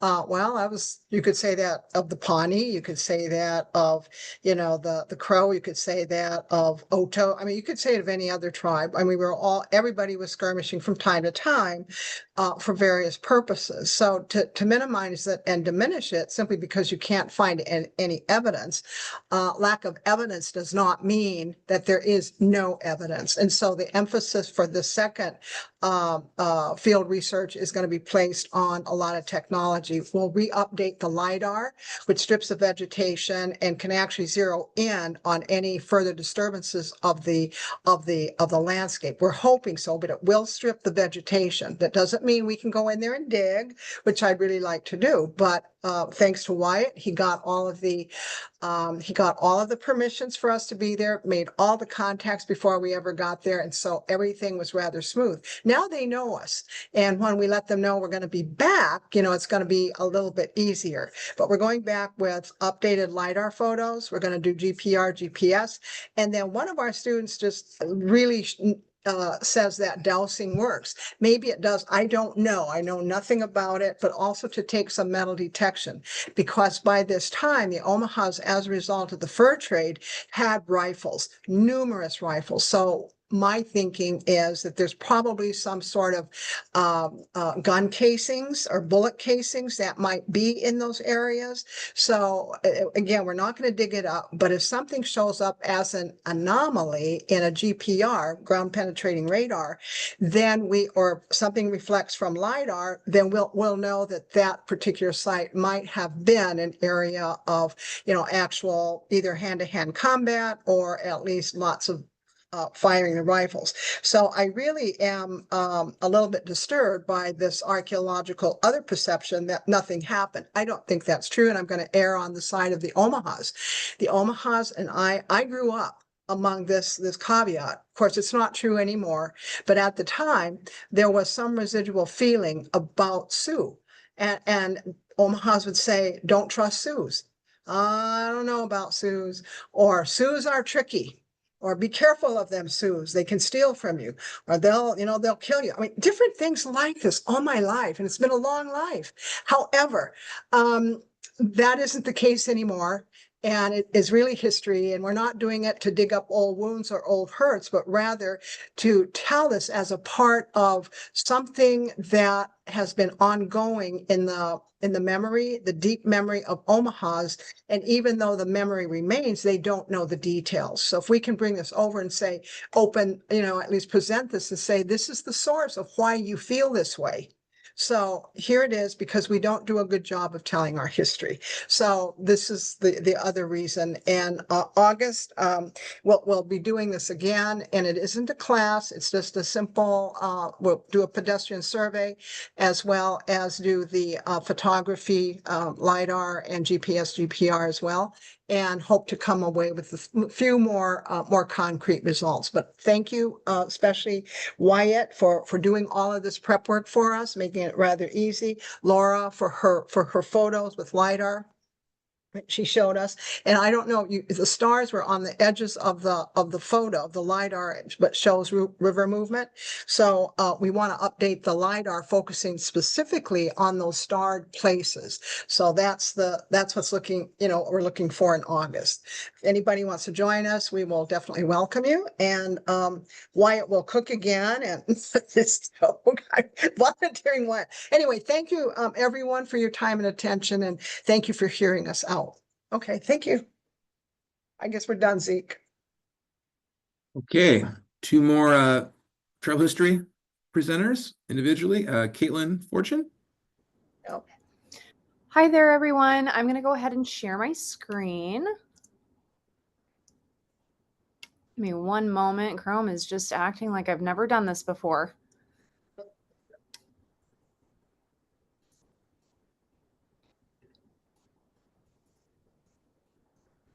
Oh gosh, I'm having the worst time getting my screen shared.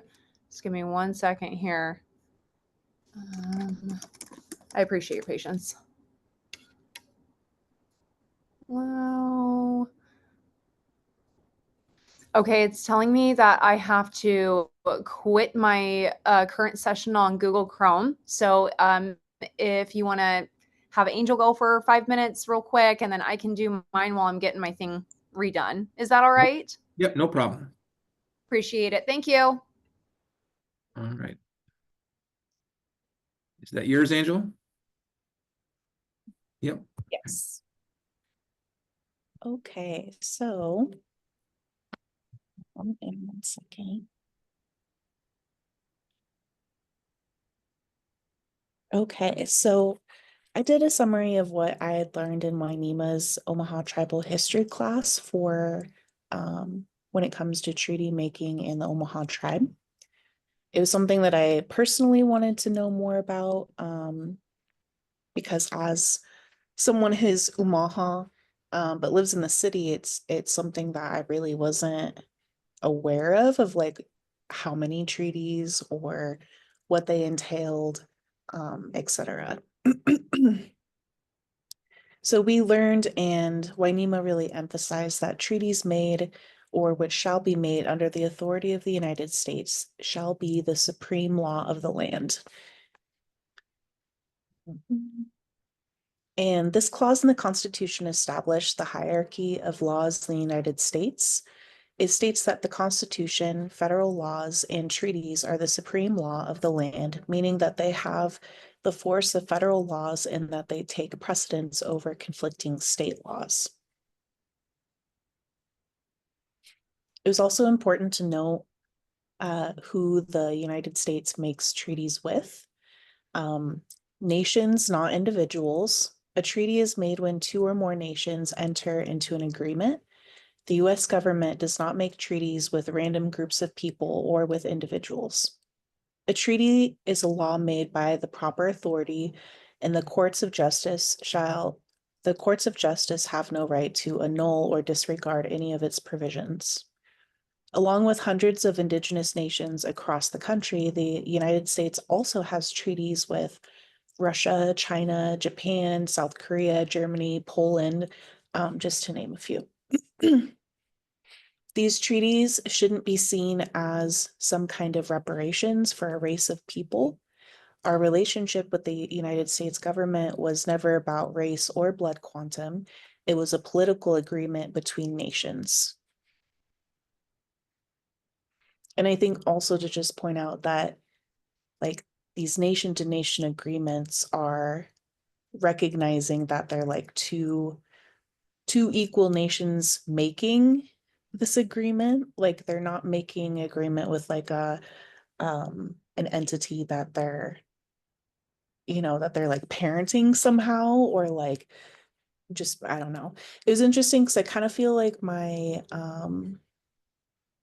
schooling in the urban area, it kind of made treaties to kind of sound like reparations, or maybe that's like the kind of the Wahe sense that I've gotten from folks, that it's like something that should, like, I don't even know why natives still get, free education or free healthcare, as if it's like a I'm sorry kind of gesture. And I think it's important to note that these treaties were political agreements between nations. So the Omaha tribe signed several treaties. And just to make note of, not every treaty that the Omaha tribe signed ceded land and resulted in land loss. The Treaty of 1815 was the Treaty of Friendship and Peace, and it did not involve land secessions by the Omaha tribe. Later on, through these other treaties, it created the reservation of the Omaha tribe. And then also there were provisions for individual allotments of 640 acres per person. And then the Treaty of 1865, this treaty extended certain provisions of the 1854 treaty and then established the Winnebago Reservation. So one of the learning objectives was to look at how the treaties had impacted the Omaha tribe.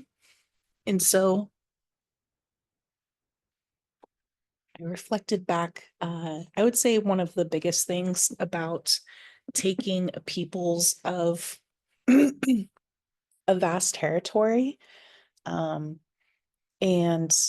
systematically killing the bison in an effort to starve out these indigenous nations in the area. That really devastated the Omaha people's entire like identity. It influenced so much of our cultural, like we just use bison in so many different things.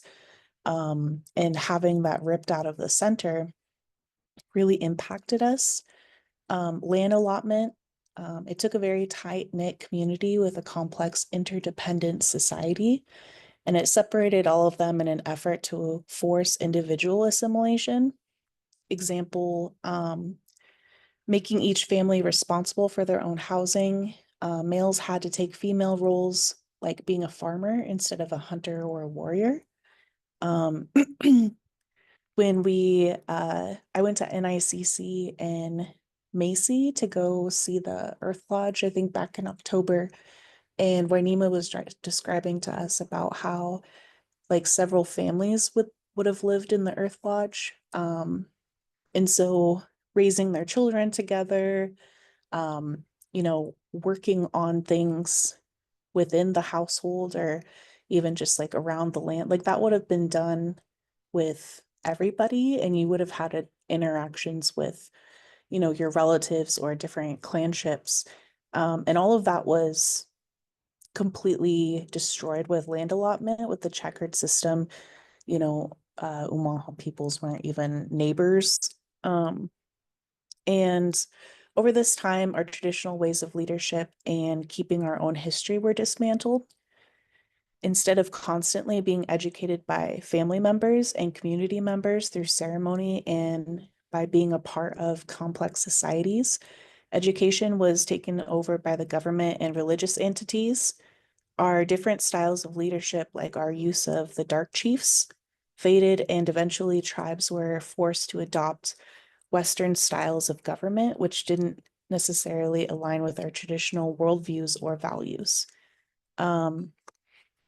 The thing I wanted to end with is just the stark differences between Omaha Tribe Volume 1 and Omaha Tribe Volume 2. I felt like it really brought the image to life of how, treaties were impacting in this, the incoming settlers and just the devastation that came with it.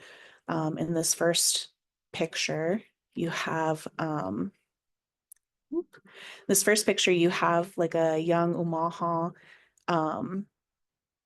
like young boy, and he's well fed. He's got a traditional clanship haircut. He's adorned in jewelry. He's wearing a buffalo robe that seems to be very like soft. And when the artist had come by the second time and created this next image, it is a Omaha man on what I think Wainima described as like a mourning war, MOURN. And just someone who is in like immense grief and hasn't taken care of themselves and doesn't care if they're going to live or die. Like those were in a very short time period, the effects that treaties had on Omaha people.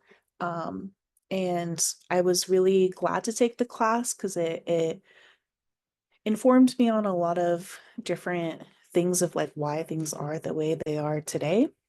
And while, these treaties negatively impacted our tribal peoples, like also during that time with smallpox and different diseases happening, our numbers even being able to stay on like a very like smaller segment of our ancestral lands you know, our numbers went down so small. And if we would have had to additionally take a Trail of Tears, I don't even know if Omaha peoples would still exist. Or maybe they would have a, you know, an instance of kind of like the Oda Missourias where they became so small, but they were, you know, had close relations with, you know, the other tribes and combined with their tribes. So those are some thoughts that I had after doing this, but shout out to Wainema for a great class as always, and that's all I have. Thank you very much, Angel. It's a great presentation. Thank you.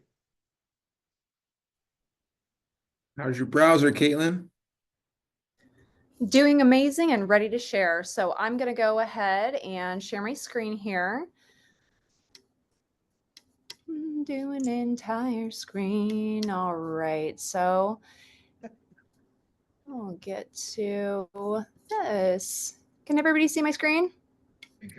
You bet. All right, perfect. All right, so we're going to do this in a 5-minute manner to try and keep us on track. So I've got similarities and differences, a comparison story of the origin stories of the Omaha and the Wajaje or the Osage people.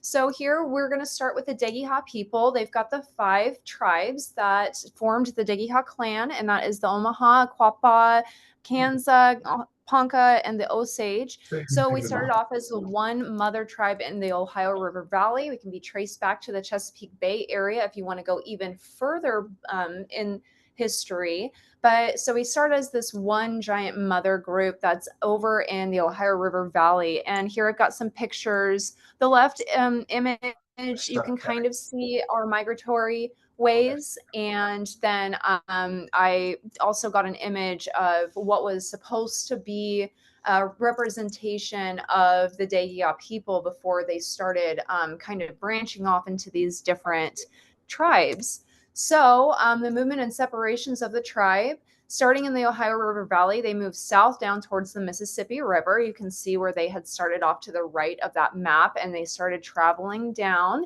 The tribe moves up the Mississippi River near present-day St. Louis. This is where the Quapaw split from the mother tribe, and they moved south along the Mississippi River. And you can see that again in the pictograph there, where they were just like, hey, we're going to go south now. So the remaining tribes were called the Ancient Omaha Tribe. At least that's what we're told at this point.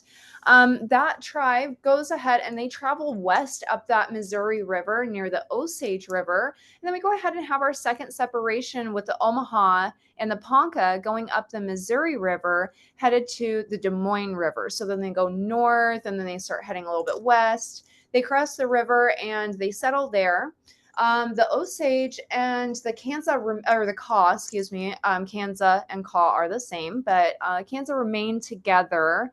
And you can kind of see where they had just kind of stayed in that same area before the two of them also had split. So the Kaw eventually continued up that Missouri River. The Osage stayed on the Missouri River, and then later they started migrating south to the Osage River. The Omaha, they stayed by the St. Louis area up until the late 1700s, and they started heading up the Missouri River near what we have as present-day Sioux City, Iowa, near the Big Sioux River. They followed that Big Sioux River leading to the Rock River. Again, you can see that on the little pictograph that I have here. And they stopped in Pipestone, Minnesota. So then we've got the Omaha and the Ponca that have conflict. The Ponca go ahead and head to the Niobrara area, and the Omaha, they start moving up south towards the Missouri River and end up west of the river in what we have as present-day Nebraska. So if you look a little bit at this map, please don't pay attention to the words on it because I do not agree with what order they have it in. But you can kind of see where they were traveling, where significant migratory areas were. There's some places where you can see that were not totally for sure where the migration pattern was, but they did migrate every 8 to 15 years to just help the health of the land, make sure that the animals were able to replenish. Everything needed to stay in a sacred balance so that we were able to continue living on this land throughout our years. We were able to do that perfectly fine before we were starting to get colonized. We had the Mormons come and live with us up in Omaha for only 2 years, and the land was completely devastated. We had to move away from that area because there was no hunting that was able to be done. The soil had been completely depleted of all of its nutrients, and so crops were starting to fail. We faced serious issue with staying in that area, so we had to go. So before the settlers came in and started colonizing, you can tell that we had a very decent idea of how to maintain the health of our land and make sure that we are in balance with nature so that we can continue providing for the land and in reciprocity, getting the land to provide for us as well. So the similarities there, we've got the origin stories only varying slightly. Again, we started off as that Degiha group with the 5 tribes, all as that mother tribe. So we've got us coming from the Ohio River Valley area. We share a lot of cultural beliefs and practices. The artifacts and oral histories are similar, and that spoken language there is very similar, as mentioned previously in some other projects that were done and submitted. And again, just a couple little pictures here of different like the land that we were on, our map for our Hilushka and stuff, the differences. So although I do say there are similarities, there are some differences that I find here. So the Omaha tribe was formed when they broke off from the Ponca and traveled upstream, which differs from the Osage, who were still down south and the last to migrate away from the Ohio River Valley area. So the original language has changed over time, and although both of them originate from the Degiha Sioux, they now have distinct dialects that slightly differ from each other. And then lastly, we each of them have their own practices for traditional ceremonies. So as mentioned before in our student showcase, you could really tell that we come from the same dialect backgrounds because we have people from these 5 tribes that are able to converse with one another and still be able to use their own dialect, but still understand one another. I was speaking to a relative the other day, and we kind of compared it to like a Boston accent with a Southern accent, or like a Cali accent, or up north where they would just have different dialects, but it's still really closely related to that one mother language. So just wrapping up here, this is the Wajaje or the Osage, and I included just a little bit of the map for the ancestral lands and then where they are located today. They were forced to move, and they had to pay the Cherokee to rebuy their land, which is ridiculous.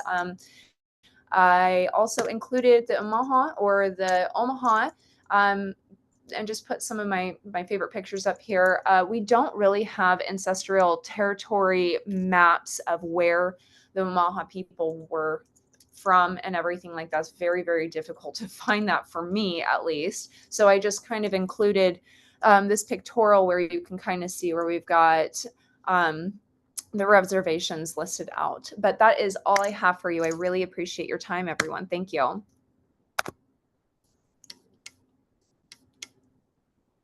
Thank you, Caitlin. Yep. Thank you, Caitlin. Thank you, Zeke. Thank you, everyone. Okay, Wainima, we have one more class, a single group presentation. Is that correct? I don't know if they showed up. I see some. I think I see Who Raquel. else is here? I can't see everybody, whether they're here or not. Oh, yeah, most important, yes, my ISDEAA group, yes, I think they're all here. I see Most Raquel, important thing, I yeah. can see, yeah, it's the Indian Self-Determination Education Assistance Act course. There were 7 students in it, and I tell you, you guys all, faculty need to give perfect attendance awards. These people, very few missed very few classes. So I'm really proud of them. So if you all are here and ready to go, please do so. Try to keep it within 10 minutes though, because I think there might be a couple of others behind us. And it's getting on to 4 o'clock. Thank you. So I see that someone has the slide up. I'm not sure who is in charge of it. Is that you, Zeke? That'll be me, Jaya. Okay. All right. Jaya, do you mind if, well, actually, I'll just say next slide. We'll just go like that. So the class is Self-Determination and Education Assistance Act. Our wonderful instructor, Wanima, and those who participated and contributed to this presentation was myself, Soraya, Jaya, Rhonda, Tiffany, Gina, David, and Raquel. Next slide. Nice. 2, 3, 4. So I get to explain about the effectiveness of self-determination. So I feel like I have been influenced by Carleton because I can talk about self-determination, but you have to know what it's trying to determine, and that's sovereignty. So when we think of sovereignty, we think of tribal governments. But what is true sovereignty?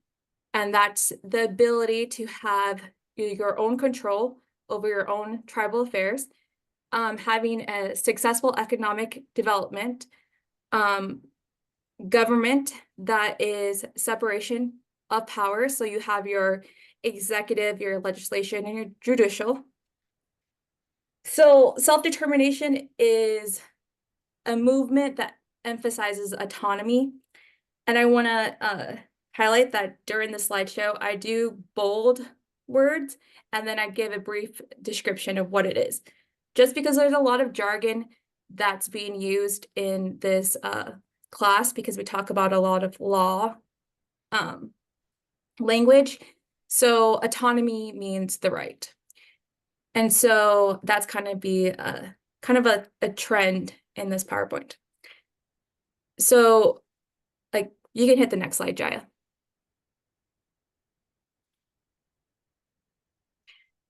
So what can self-determination do for Native nations?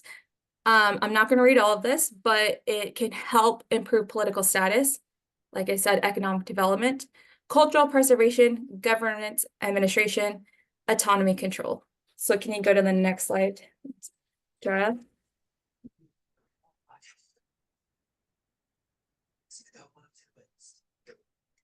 Okay, so what does self-determination tribe look like? So instead of me reading all of that stuff on the previous slide, I decided to show you guys a picture of what could potentially happen if there is accountability and what the things that we mentioned before. So this is the Shakopee community, and this is what their housing looks like. And they receive a monthly payment of like $84,000 and over $1 million a year. It is a sovereign and federally recognized tribe, and it's located up in Minnesota. So this is considered the ideal tribe of self-determination and sovereignty. So let's go to what the data and statistics say about a tribe that's second in wealth. And go ahead, Jaya, next slide. The Navajo Nation. So the Navajo Nation is the second richest tribe in the United States with a net worth of 2.5 billion. There is 0.2 billion difference between the previous slide and this tribe. And the tribe's wealth comes from natural resources, including oil, coal, gas, etc. So that's a difference between sovereign nations. And again, we're going to explain, my classmates are going to explain the implication of power within tribal leadership and education. So next slide, Jaya. Okay, so this class is the Indian Self-Determination and Education Assistance Act. And what this did was that it made self-determination a law and federal policy. And we'll talk about the relationship between federal government and tribal government in this presentation as well. Next slide. So a brief recap on this is self-determination is social movement, laws, and belief by which the Native American tribes and the United States self-government exercise self-governance and decision-making on issues that affect their own people. Okay, so that's done on my end. Thanks, Jaya. All right, I'll be discussing our self-governance as well as the evolution of federal law and policy within Native nations. And this is truly going to be a story of transformation. Shout out to Carlton Edwards once again, because last semester in his class, I learned about how nations had individual talents and skills, and they all shared in the way of life. Professionals are what we would consider them as of today. But these professionals in past days were symbolized by clans, and they were represented by the elements of nature, primarily animals.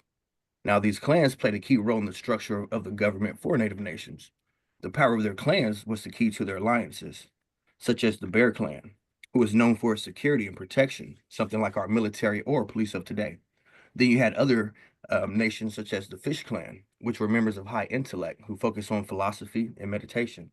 Now, each of these nations brought their talents and skills together to create strong and incredible alliances throughout Indian country. An alliance created by the great peacemaker in 1142 will go on to inspire the future colonizers who eventually adopted what is known to be the oldest living democracy on earth. Our native ancestors basically planted the seed of constitutional law, allowing their efforts to become the roots that strengthen all sources of future law. But we know how that turned out. The law our ancestors created would soon be manipulated and turned against us, starting with the treaty-making era from 1778 to 1871, when treaties were created with promises to protect tribal sovereignty, along with providing services and protection for the transfer of their inherited lands. This era should only be remembered as the broken of promises, and like Carla said, because not one treaty was ever recognized during this period. And also during this period, 1823 to 1832, many Supreme Court decisions were made, but only one ruling really strengthened our self-determination: the Worcester versus Georgia Act, which said state laws have no jurisdiction on tribal lands. The only issue with this is the states didn't enforce this ruling, allowing more bloodshed and stolen lands by colonizers. The Cherokee Nation versus Georgia ruling of 1831 gave recognition to the Cherokee Nation as a domestic dependent nation, hence the word domestic. Now, this ruling was a step forward in our self-determination, but to be domestic is to be a prisoner of federal law, and that's 2 steps back. Now, it seems like stepping backwards would become normal through the 1800s, from the horrific Indian Removal Act of 1830 to the reservation era of the late 1800s, and then the indigestible hunger for control acquired in the 1886 United States versus Kagama ruling that confirmed Congress's plenary power over all Indian affairs. After losing nearly everything, federal law takes away their voices, overriding their indigenous self-governance. Now, not long after that ruling, the Dawes Act came about, and it dismantled, once again, Native communities by liquidating individual allotments to non-natives. And we finally had a leg in the race in 1934 after the Indian Reorganization Act was introduced, which encouraged self-government within Native nations. Times were really looking good for natives, so much so, about 25,000 natives enlisted with the United States during World War II. And after defending our lands against the world, we come home to a war in our front yards, known as the assimilation era or the termination era of 1940 to 1960, which was brought about to end the federal recognition of tribes and terminating all support and services. And this right here will ultimately bring about an uprising and civil rights protests. And this helped pave the way for the 1975 Indian Self-Determination and Education Assistance Act. This act would return the voices to the Native nations, giving them direct control over their social services, over their education, and their health care. We would later regain our self-governance in 1994 with the Tribal Self-Governance Act, which expanded our authority over the administration of federal funds and programs, while also strengthening our sovereignty. Now, keep in mind, for centuries prior to the mid-1970s, U.S. policies toward Native nations were defined by forced assimilation and termination policies and strict control. Under these policies, Native nations were treated as wards of the state, rather than a sovereign nation with inherent rights. With the Indian Self-Determination and Education Assistance Act, the class I'm in now, Native nations have the authority to dictate their social control, their cultural control, and their political needs of their individual communities. And that will end our presentation. Wait, Jaya, one quick, sorry. Do I have a quick second? Just, I did add a few things towards the end. If we can just kind of, is that okay? Zeke, are we over time? Oh, we're way over time, but that's okay. Go ahead. Okay, no, we're done. No, let's take a couple minutes, right? It's okay. Yeah, you know what? It's I just wanted to kind of pull it, reel it all back. And Jaya did a wonderful job explaining the timeline. So just go ahead, Jaya, and just hit a couple, it'll be quick slides.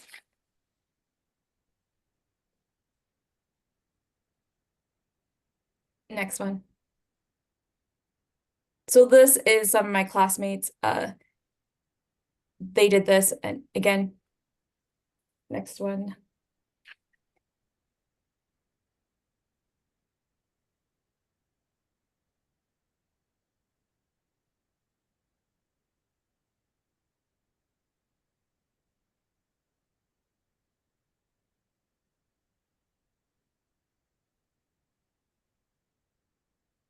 Okay, so here, thank you.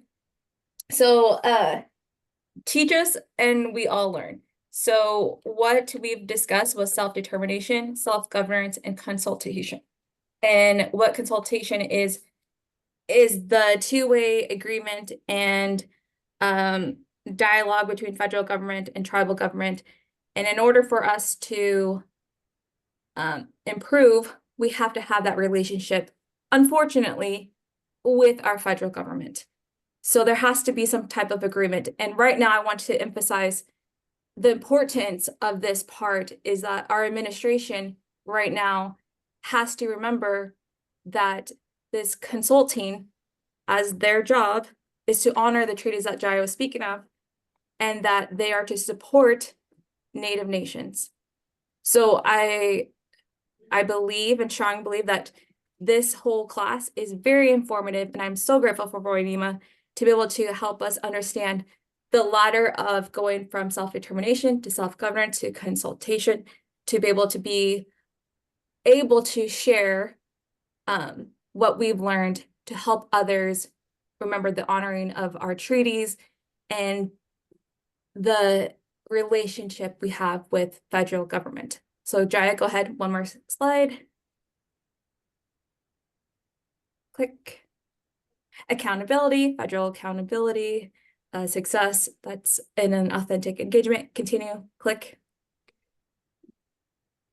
And then our last slide, true sovereignty begins with you. To determine the self-success of your nation begins with you choosing and sharing what self-determination can do for your people. Thank you. That's it. We're done. Awesome. Thank you so much, Soraya and Jaya. I'm really glad that you hung on this long to present, but I think you did a great job. Thank you very much, both of you. All right. Taria, thank you for hanging in there. I believe our final set of speakers will come from the American Indian business leaders. Taria, would you like to give a little context? I think you're there.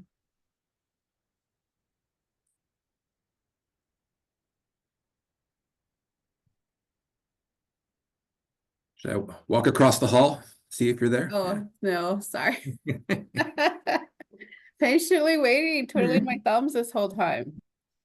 So I have a group of students that are part of the American Indigenous Business Leaders, also known as ABLE. So we have a chapter of students here at NICC. And this year we were able to attend the national conference in Las Vegas, Nevada. And it's a short conference, I believe, like Sunday through Wednesday, but it went right along with RES. It's a economic summit for Native Americans. So it was a very great experience, and we were asked to share that with the group today. So I have Raquel Grimaldo, Jaya Marks, and Catherine Morris going to present on their experience at the ABLE National Conference this past March. Yeah, absolutely. Hi everybody, I'm Jaya. Guess I can turn my mic on. I mean, not my mic, but my camera, you know. But my name is Jaya Marks. I'm a Muskogee Creek. And I never planned on attending Vegas at any point in my life. You know, it's never been interest to me. That's honest God's witness. But I didn't want anything to do with it at all either. But this experience of going down to Vegas was well worth it. You know, I had the experience of going to the ABLE conference, and it was beneficial for me because I was able to meet professionals and professional network and help with professional career development. Had the opportunity to speak with many different professionals from every type of company possible, even from all different kind of companies, and there were Native Indigenous owners as well.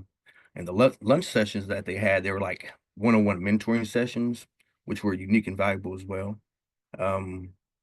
But another valuable outcome from the conference was being surrounded by like-minded individuals like myself who also looked like me, who represented me, you know, who like distant families, you know, distant relatives. I'm trying to think here. Another benefit of the trip was being able to go with this group right here, because we've always known each other, I guess you say virtually, but being able to go in a physical manner and represent Nebraska Indian Community College, that was really the biggest blessing for me, you know, to be a part of the group. And if anybody else wants to speak, we do have a slide presentation, but I think it's best for us to just kind of share our experience a little bit, and then we'll show the slides.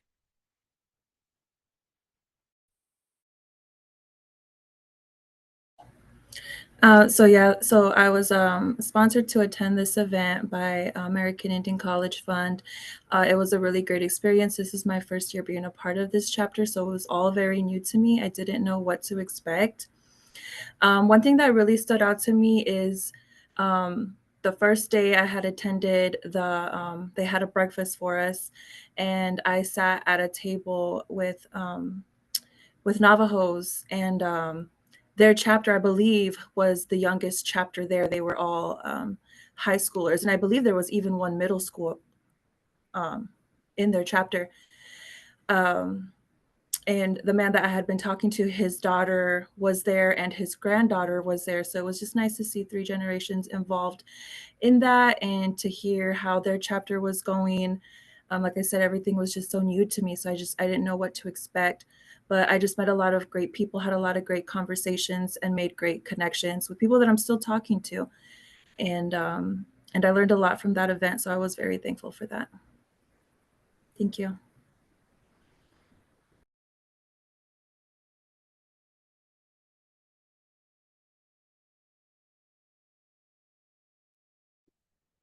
Hi, I was ready to do this in the car. So I had everything pulled up, and then I had to close my computer and everything. So hi, my name is Kathy Morris. Pretty much everybody knows me, I guess.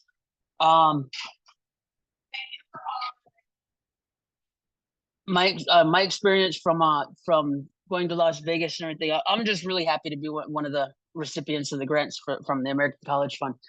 And the College Fund to attend the ABLE conference in 2025. We were able to witness, you know, the different types of competitions that were being judged and provided, and they had you know, big money on there at stake for them. There was like the business presentation, the one that I'm not doing very well right now, the elevator speech.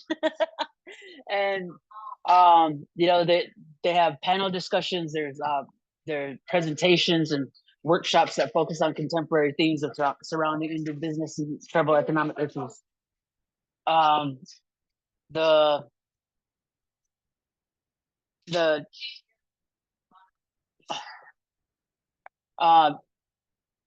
sorry, I got sidetracked. Somebody's on the phone with me. I just, wanted to say thank you to everybody that went to the conference with me. It was a lot of fun.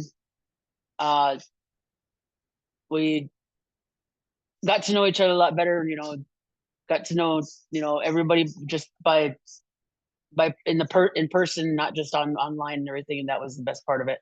I just really want to thank Taria for helping us out, taking us down there and everything, and helping me, get through the flying part of it and all that. So turn it back over to Taria now. Thank you.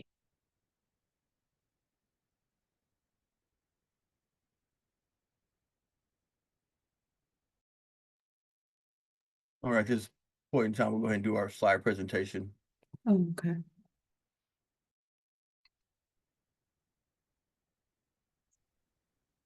Come on, what are you doing? Who's doing what?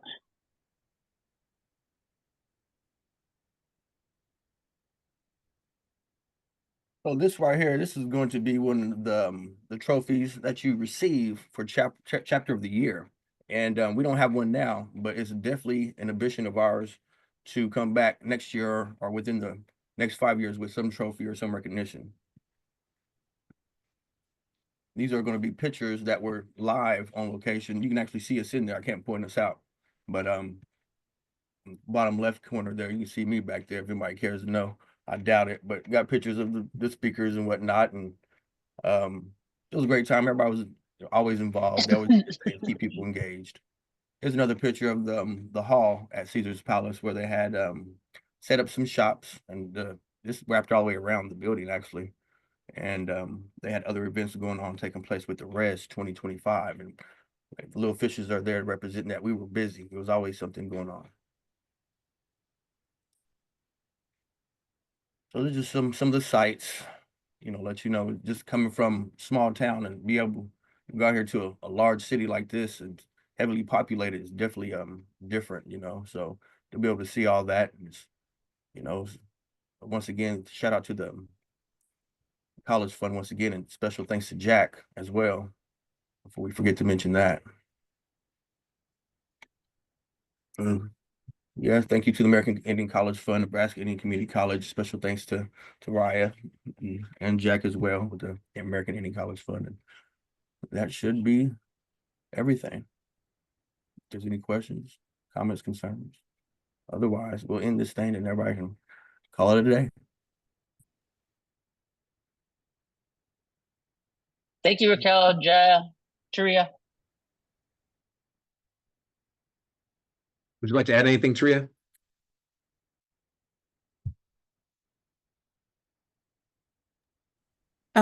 Not really, just that we are always recruiting. So we'll be having probably another, I don't know, informational session or something coming up in the fall. And we're eager to get started to fundraise for the next conference. Okay, all right. I think that's it for you mighty 15 that are left. Appreciate you going the distance.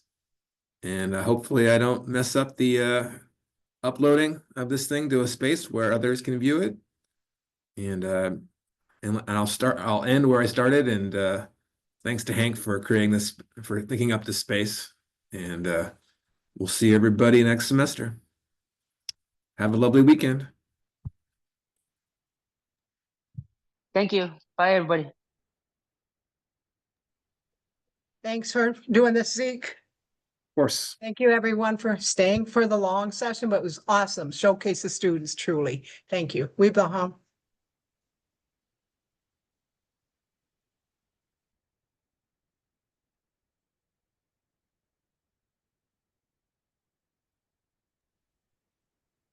So how do I get out of Zoom? You can't leave, Wainima. Can't leave. I think there's an N button down somewhere in the bottom or an X up top. Yeah. At the bottom, Yeah. a ZM button? Oh, Um, I don't know. I'll just find the first X I can come to and okay. click it. So, Have a great here- weekend. Yep, everyone, bye. Bye. Thank you.